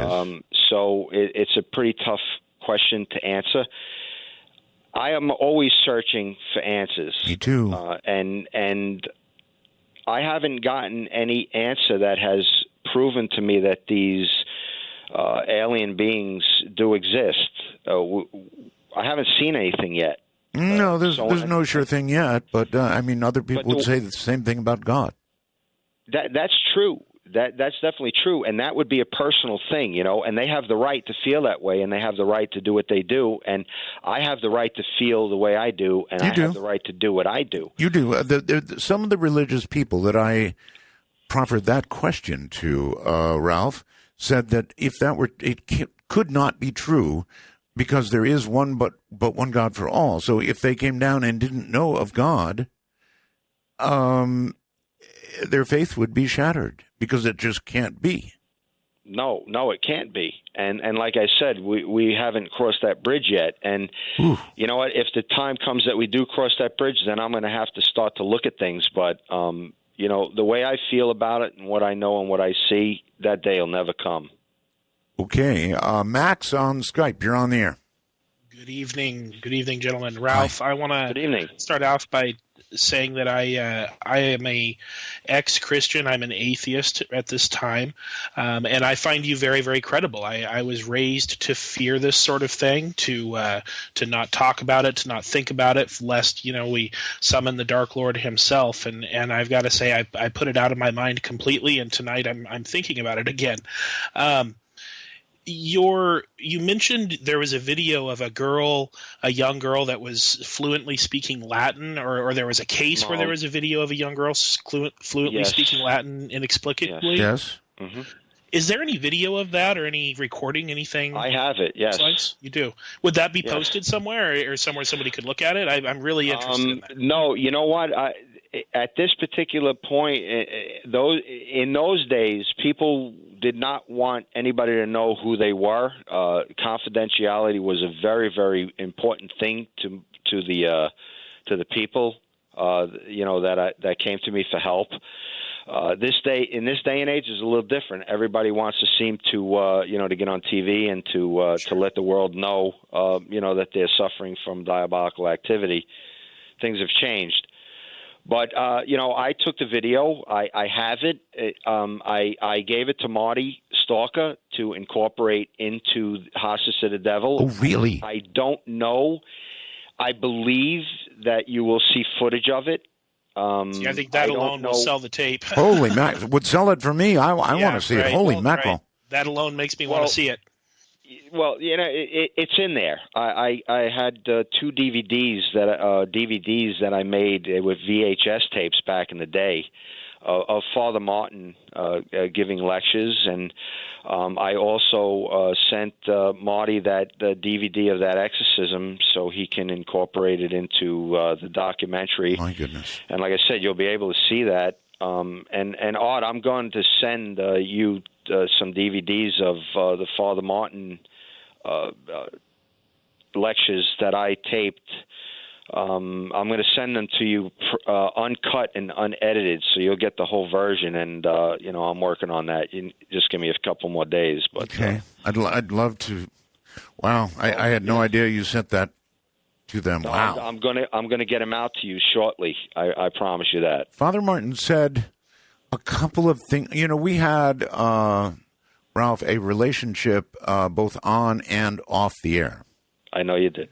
And he did say some things to me that I just can't talk about. I know. Okay. All right. Let's go to Little Rock, Arkansas. Hello there. Hello, Art. Yes. Oh, hang on. Please. Oh, hang on? Hang on, Art. I'm sorry. I had my speakerphone on, and I forgot to put it up to my ear when I turned the speaker off. I see. You said Little Rock. Okay, what I was calling about. I'm listening on KXL on the telephone. KXL on the telephone, okay. The telephone number. Okay. So, the free listen number. Yes, okay. Yes.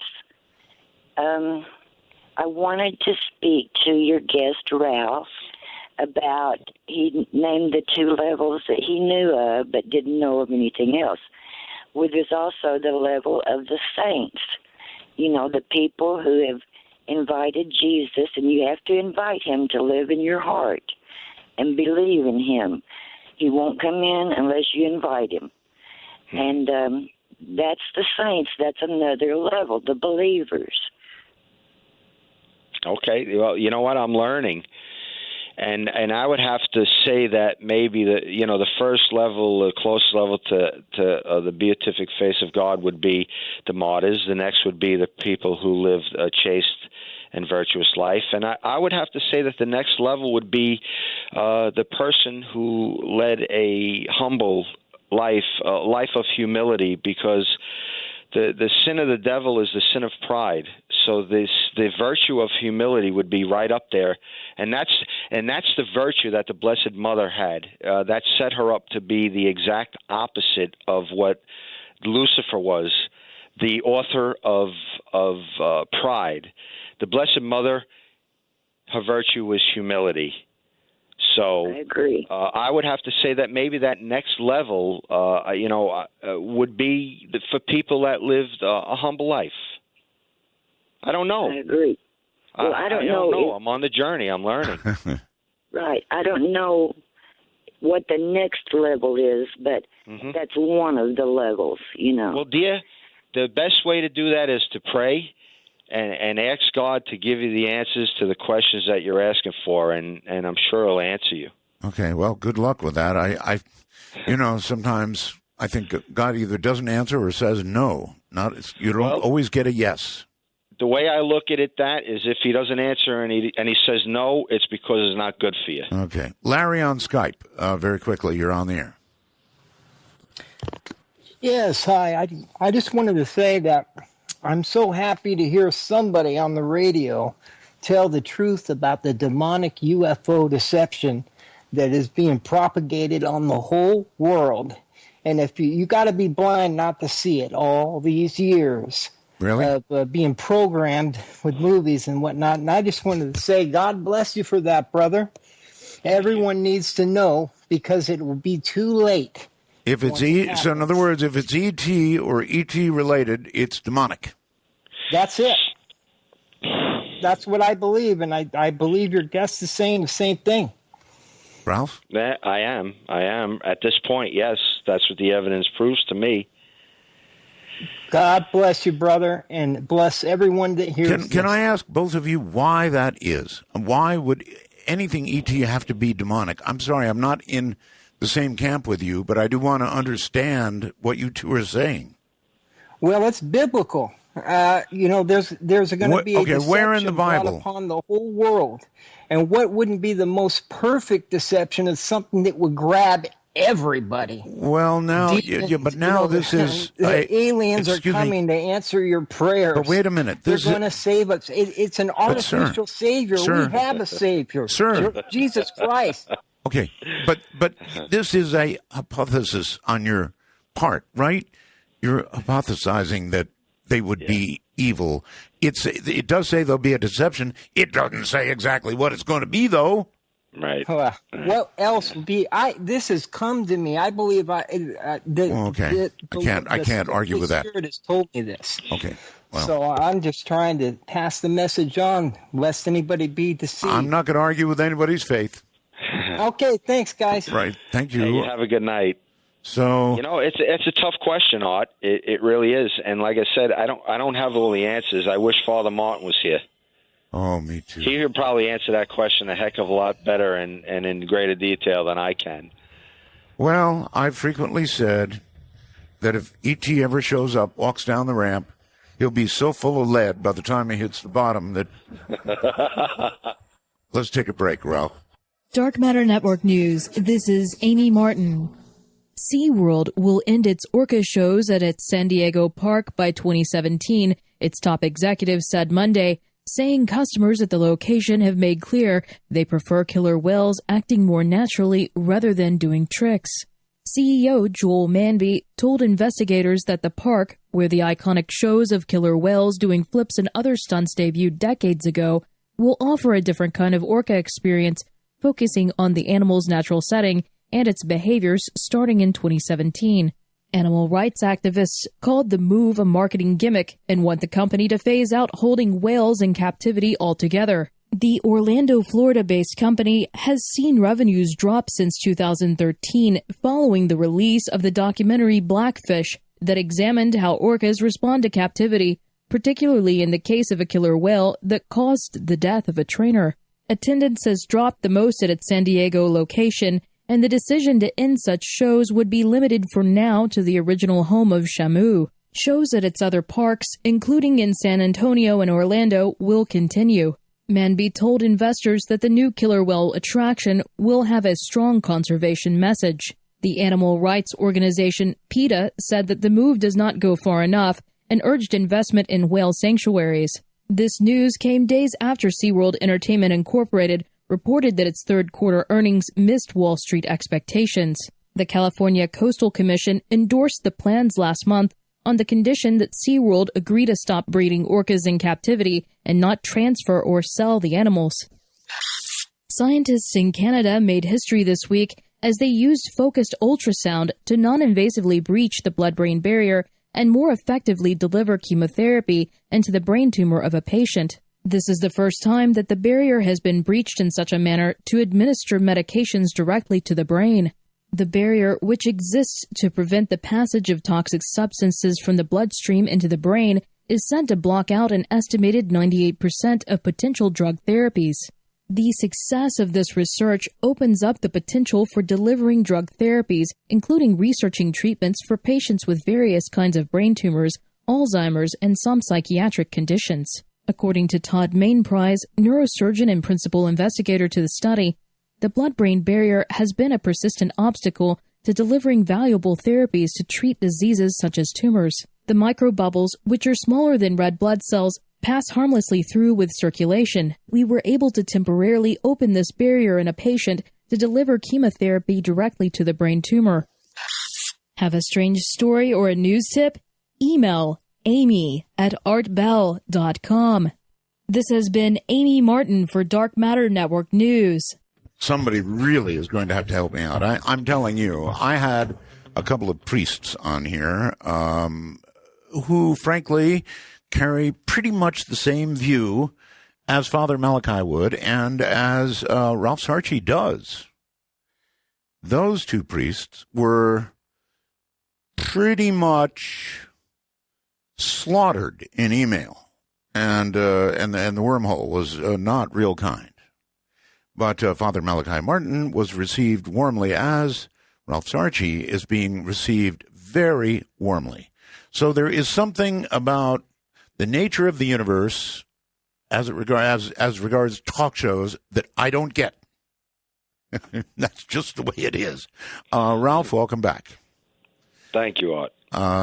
There are still mysteries, I guess, for me to discover, Ralph. All right, here's a fellow who tried to get on twice, and I told him, he didn't answer both times. You're on the air now, so speak. Art Bell. Yes. My hero. Thank you so much for letting me be on the What air. happened the first two times? I have like 4 devices going at once. I have earphones going into the Okay, I don't need to know. You know how to get on now the right way, right? Yes, sir. Okay, Thank good. You All so right, much. Proceed. Okay. My question for your guest, and what a wonderful show this has been, and the entire season has been for you, Art. Thank you. The question is, and I've emailed you about this, Art, is it possible for someone who may have, in a moment of weakness, made a deal with Satan to revoke that deal? A really good question, actually. So, see, it was worth getting through. Ralph, is it possible? What a good question. If you've made a deal with the devil and, I don't know, you're beginning to reap the benefits, whether that would be the woman of your dreams or the riches that you dreamed of, or I don't know, whatever the deal you made, can you revoke the deal? Most certainly, with the intention. You need to have the intention. And if you saw the first episode of the Demon Files, that's exactly what happened. The girl made a pact with the devil when she was 13. After I did the investigation and did the interview, I asked her, do you feel that you made a mistake? And she says, oh, yeah. And I says, do you feel if you would you take those words back? And she said, yeah. And I said, okay, we're going to help you with that. We have prayers for that. Wow. I would have said I didn't think that a person could revoke such a deal. Sure. And the answer You can is, revoke. okay, what do I know? You can revoke the deal that God made with you. So why couldn't you reverse it and revoke the deal that the devil made? Okay. You know, we can do these things, but we still have to atone for these sins that we commit. So you know, the less you commit, the better it would be for you. But not all is lost. As long as you're still breathing, you can always change everything that you've done. You can undo it. See, I've got to be honest with you, Ralph. That's another problem I've had with the church. Mm-hmm. That you can undo it. I mean, no matter how bad, no matter how mortal the sin, you can undo it. And I don't know, Ralph. Well, let's go to the phones. Right. We can't answer this one. You can't answer this one. I don't think you can anyway. Well, I could try. Really? All right. Well, go ahead, try. Well, Caller, hold on a second. Just because we're we commit a sin, Jesus tells us, come to me and ask for my forgiveness and truly be sorry and I'll forgive you for your sins. That happens. We receive absolution as far as Catholics are concerned. We do penance to atone for that sin. But at the end, there is still a temporal punishment that goes along with that sin. You still have to pay for that. It's not as simple as you might think that I could just say these words and say, hey, listen, yeah, I want to be forgiven. There is a lot more to it than that. All right. You know, that's about all I could tell you. All right. Caller, first-time caller line. You're on the air. Yes, good evening. Mr. Bell? Yes, sir.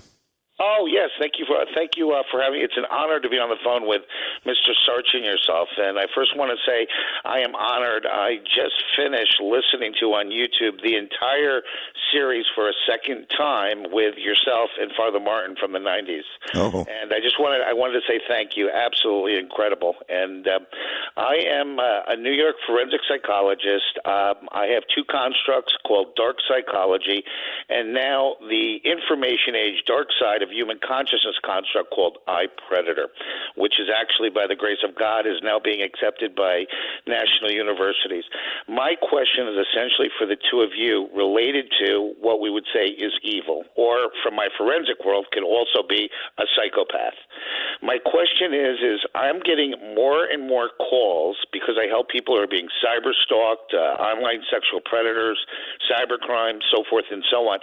The question for the two of you, do you feel that cyberspace and everything that's going on is actually accelerating, whether you want to say evil or nefarious activities? Because from where I'm coming from, slowly but surely, the calls that I'm getting calls from folks of the cloth asking me, Dr. Nuccitelli, does evil exist in cyberspace? And I can't answer that question. I am open to both evil as well as, from a criminal justice standpoint, the pristine psychopath. So my question is, do you feel cyberspace is accelerating at all? Yeah, I personally blame most stuff on Microsoft, but Ralph, what do you think? Well, I look at it this way. With the technology, like I mentioned earlier in the program, the information that's available to people now is a lot greater than, when we were growing up. You had to go to the library and look up for a book to find out what you need. Now all you have to do is press a button and do a little typing. True. But you see, you can use the internet and cyberspace for evil, but you can also use it to look up, Our Lady of Fatima to find out about that. There you go. Can use the internet to look up a saint that you just heard about, and in the same vein, you could go on the internet and you could look at porn and you could ruin your soul. It's how you use it. You really think porn would ruin your soul? Oh well, yeah, I do. Unfortunately, yeah, it's the case. Okay.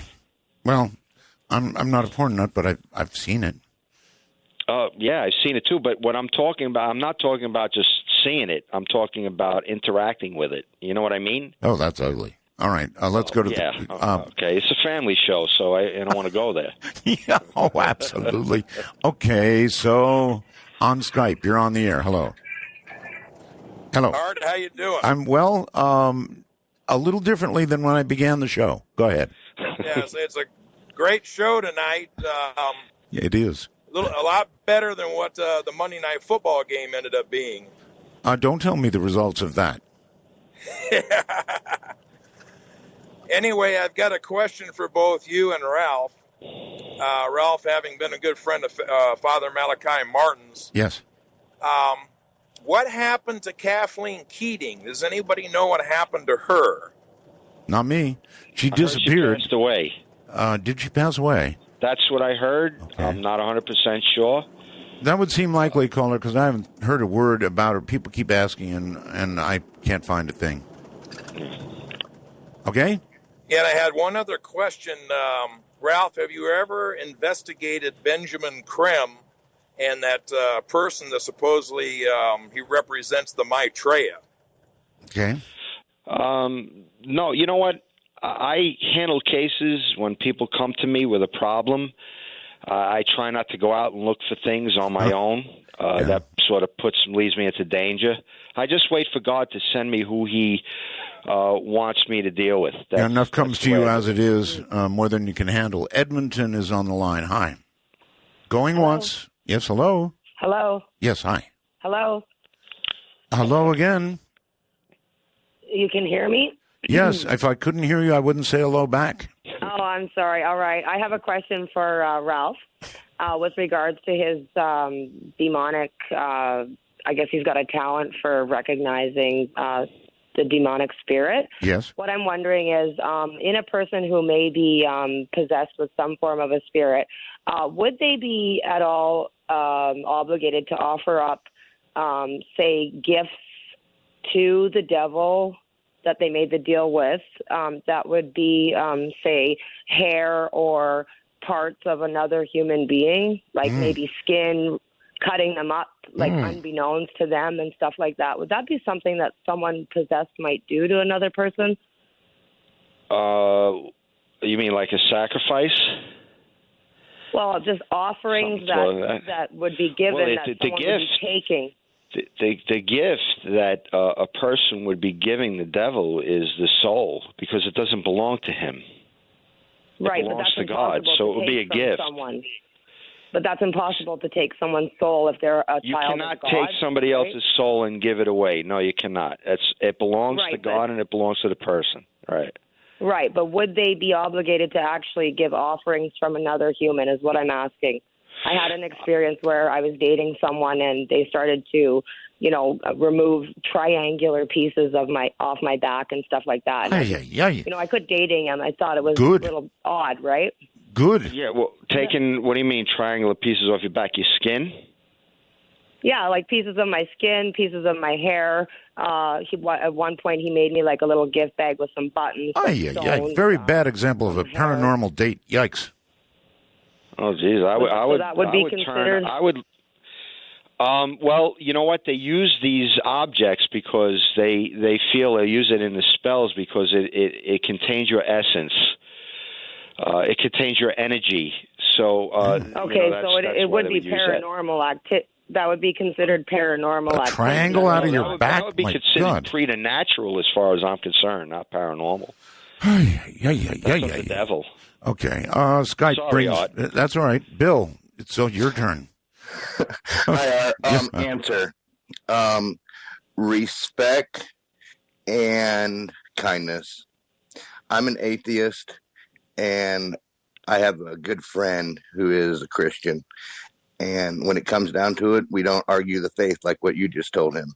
So I think that's why he's received, like Father was received in kind and with warmth, is kindness and respect. When you could be absolutely right. I'm going to have to sit down and think about this really, really hard, because the last two priests I had on were very conservative in the church. I myself cannot believe that out of the size of our universe that we're alone, and that they wouldn't have other views too. And I'd be very interested in hearing those views. I don't want to think they're coming to save us. I think they would help us, grow. But when the truth comes down to it, none of us know. Yeah. Well, let me ask you a question. In our lifetime in this world, whenever somebody has ever visited another country, it was a conquest, and they were taking it from them. If we were going to be visited by any kind of alien life, if it does exist, they're coming here to take us over, not to make nicey-nicey. They're not going to need it. They're more advanced than us. They're going to wipe us out. Well, just like you said, in my opinion, they don't need to do that. And you're absolutely right. Everything has been a conquest from what we've witnessed here on our planet. But however, like the one that we think might be 1,480 light years away, they obviously don't need whatever we have. That's saying if it is an alien structure, right. We don't know. Right.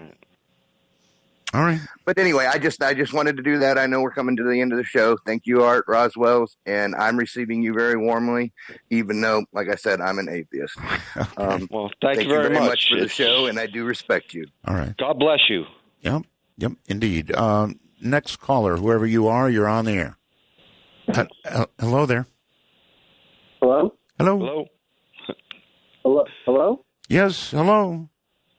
I just wanted to say that very interesting show you're having tonight. It is, actually, yes.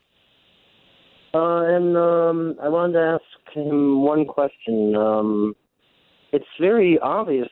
I think he's hit right on it when he was talking about the UFOs and stuff. Somebody said it this way. Living symbols. I guess it basically comes down to is I myself, I'm in like a 12-step program. I try going to church as much as I possibly can. But I realized halfway going through the 12-step program, I couldn't even say the name Jesus. I knew at that point that there was definitely something starting to, I was spiritually starting to have some kind of growth and realize that a lot more peace came back in my life. But I think everybody deals with demonic influence at the time. I think so. Yeah. All right, we're so short on time here. Ralph, do you have anything to comment? No, I think I'm all talked out, Art, unless you have something to ask me. No, I've got tons of calls. So many. You're on the air with Ralph Sarchie. Hi. Hi, Midnight Rider Joe here for Hey. Art and Ralph. Yes. Hey. Hi. I'm wondering if all the demons that you've encountered are they Catholic demons or are all demons responsive to your Catholicism? Catholic demons, Ralph. Well, demonic spirits respond to the name of Jesus Christ, and they respond to the Blessed Mother, and they respond to the saints, and they respond to the sacramentals that we utilize. So, Protestants have authority over the devil also in Jesus' name. As long as they have a relationship with Jesus and they're treating their neighbor kindly, those are the two things that Jesus asked us to do, is to love God and love one another. If you do that, you pretty much got it, down pat. Okay. Oh, well, thank you. Thank you, Ralph. You're very welcome. Here's somebody from Beverly Hills, California, trying to squeeze through the eye of a needle and my phone line. Hi. Hello. Hello? Yes, hi. Oh, hi. Yes, I have someone here, the ghost of Ronald Reagan, who'd like to ask a question. The ghost of Ronald Reagan. Well, this is the ghost of Ronald Reagan. And as a matter of fact, I was listening, and earlier you said this woman began speaking a foreign language she didn't understand. I concluded from this information that if Hillary Clinton should suddenly begin to speak the truth, we'd know she's possessed, since honesty is a language that is completely foreign to her. God bless you for ending the show on a really, really high note like that. Ralph, I absolutely love it. It's been a pleasure. It's been a pleasure having you on, buddy. Thank you very much. We'll do it again one time. I'd love that. Thank you, Art. You have a good night. Good night, God my bless friend. everybody. Good night. I'm going to end this with a true puzzle myself. I'm not kidding you. I had two priests on. They were torn up one side and down another. And they had essentially the same views as Ralph Sarchie and Father Malachi Martin. So I'm going to go home and scratch my head for a while on this. From the high desert to all 25 time zones out there, good night.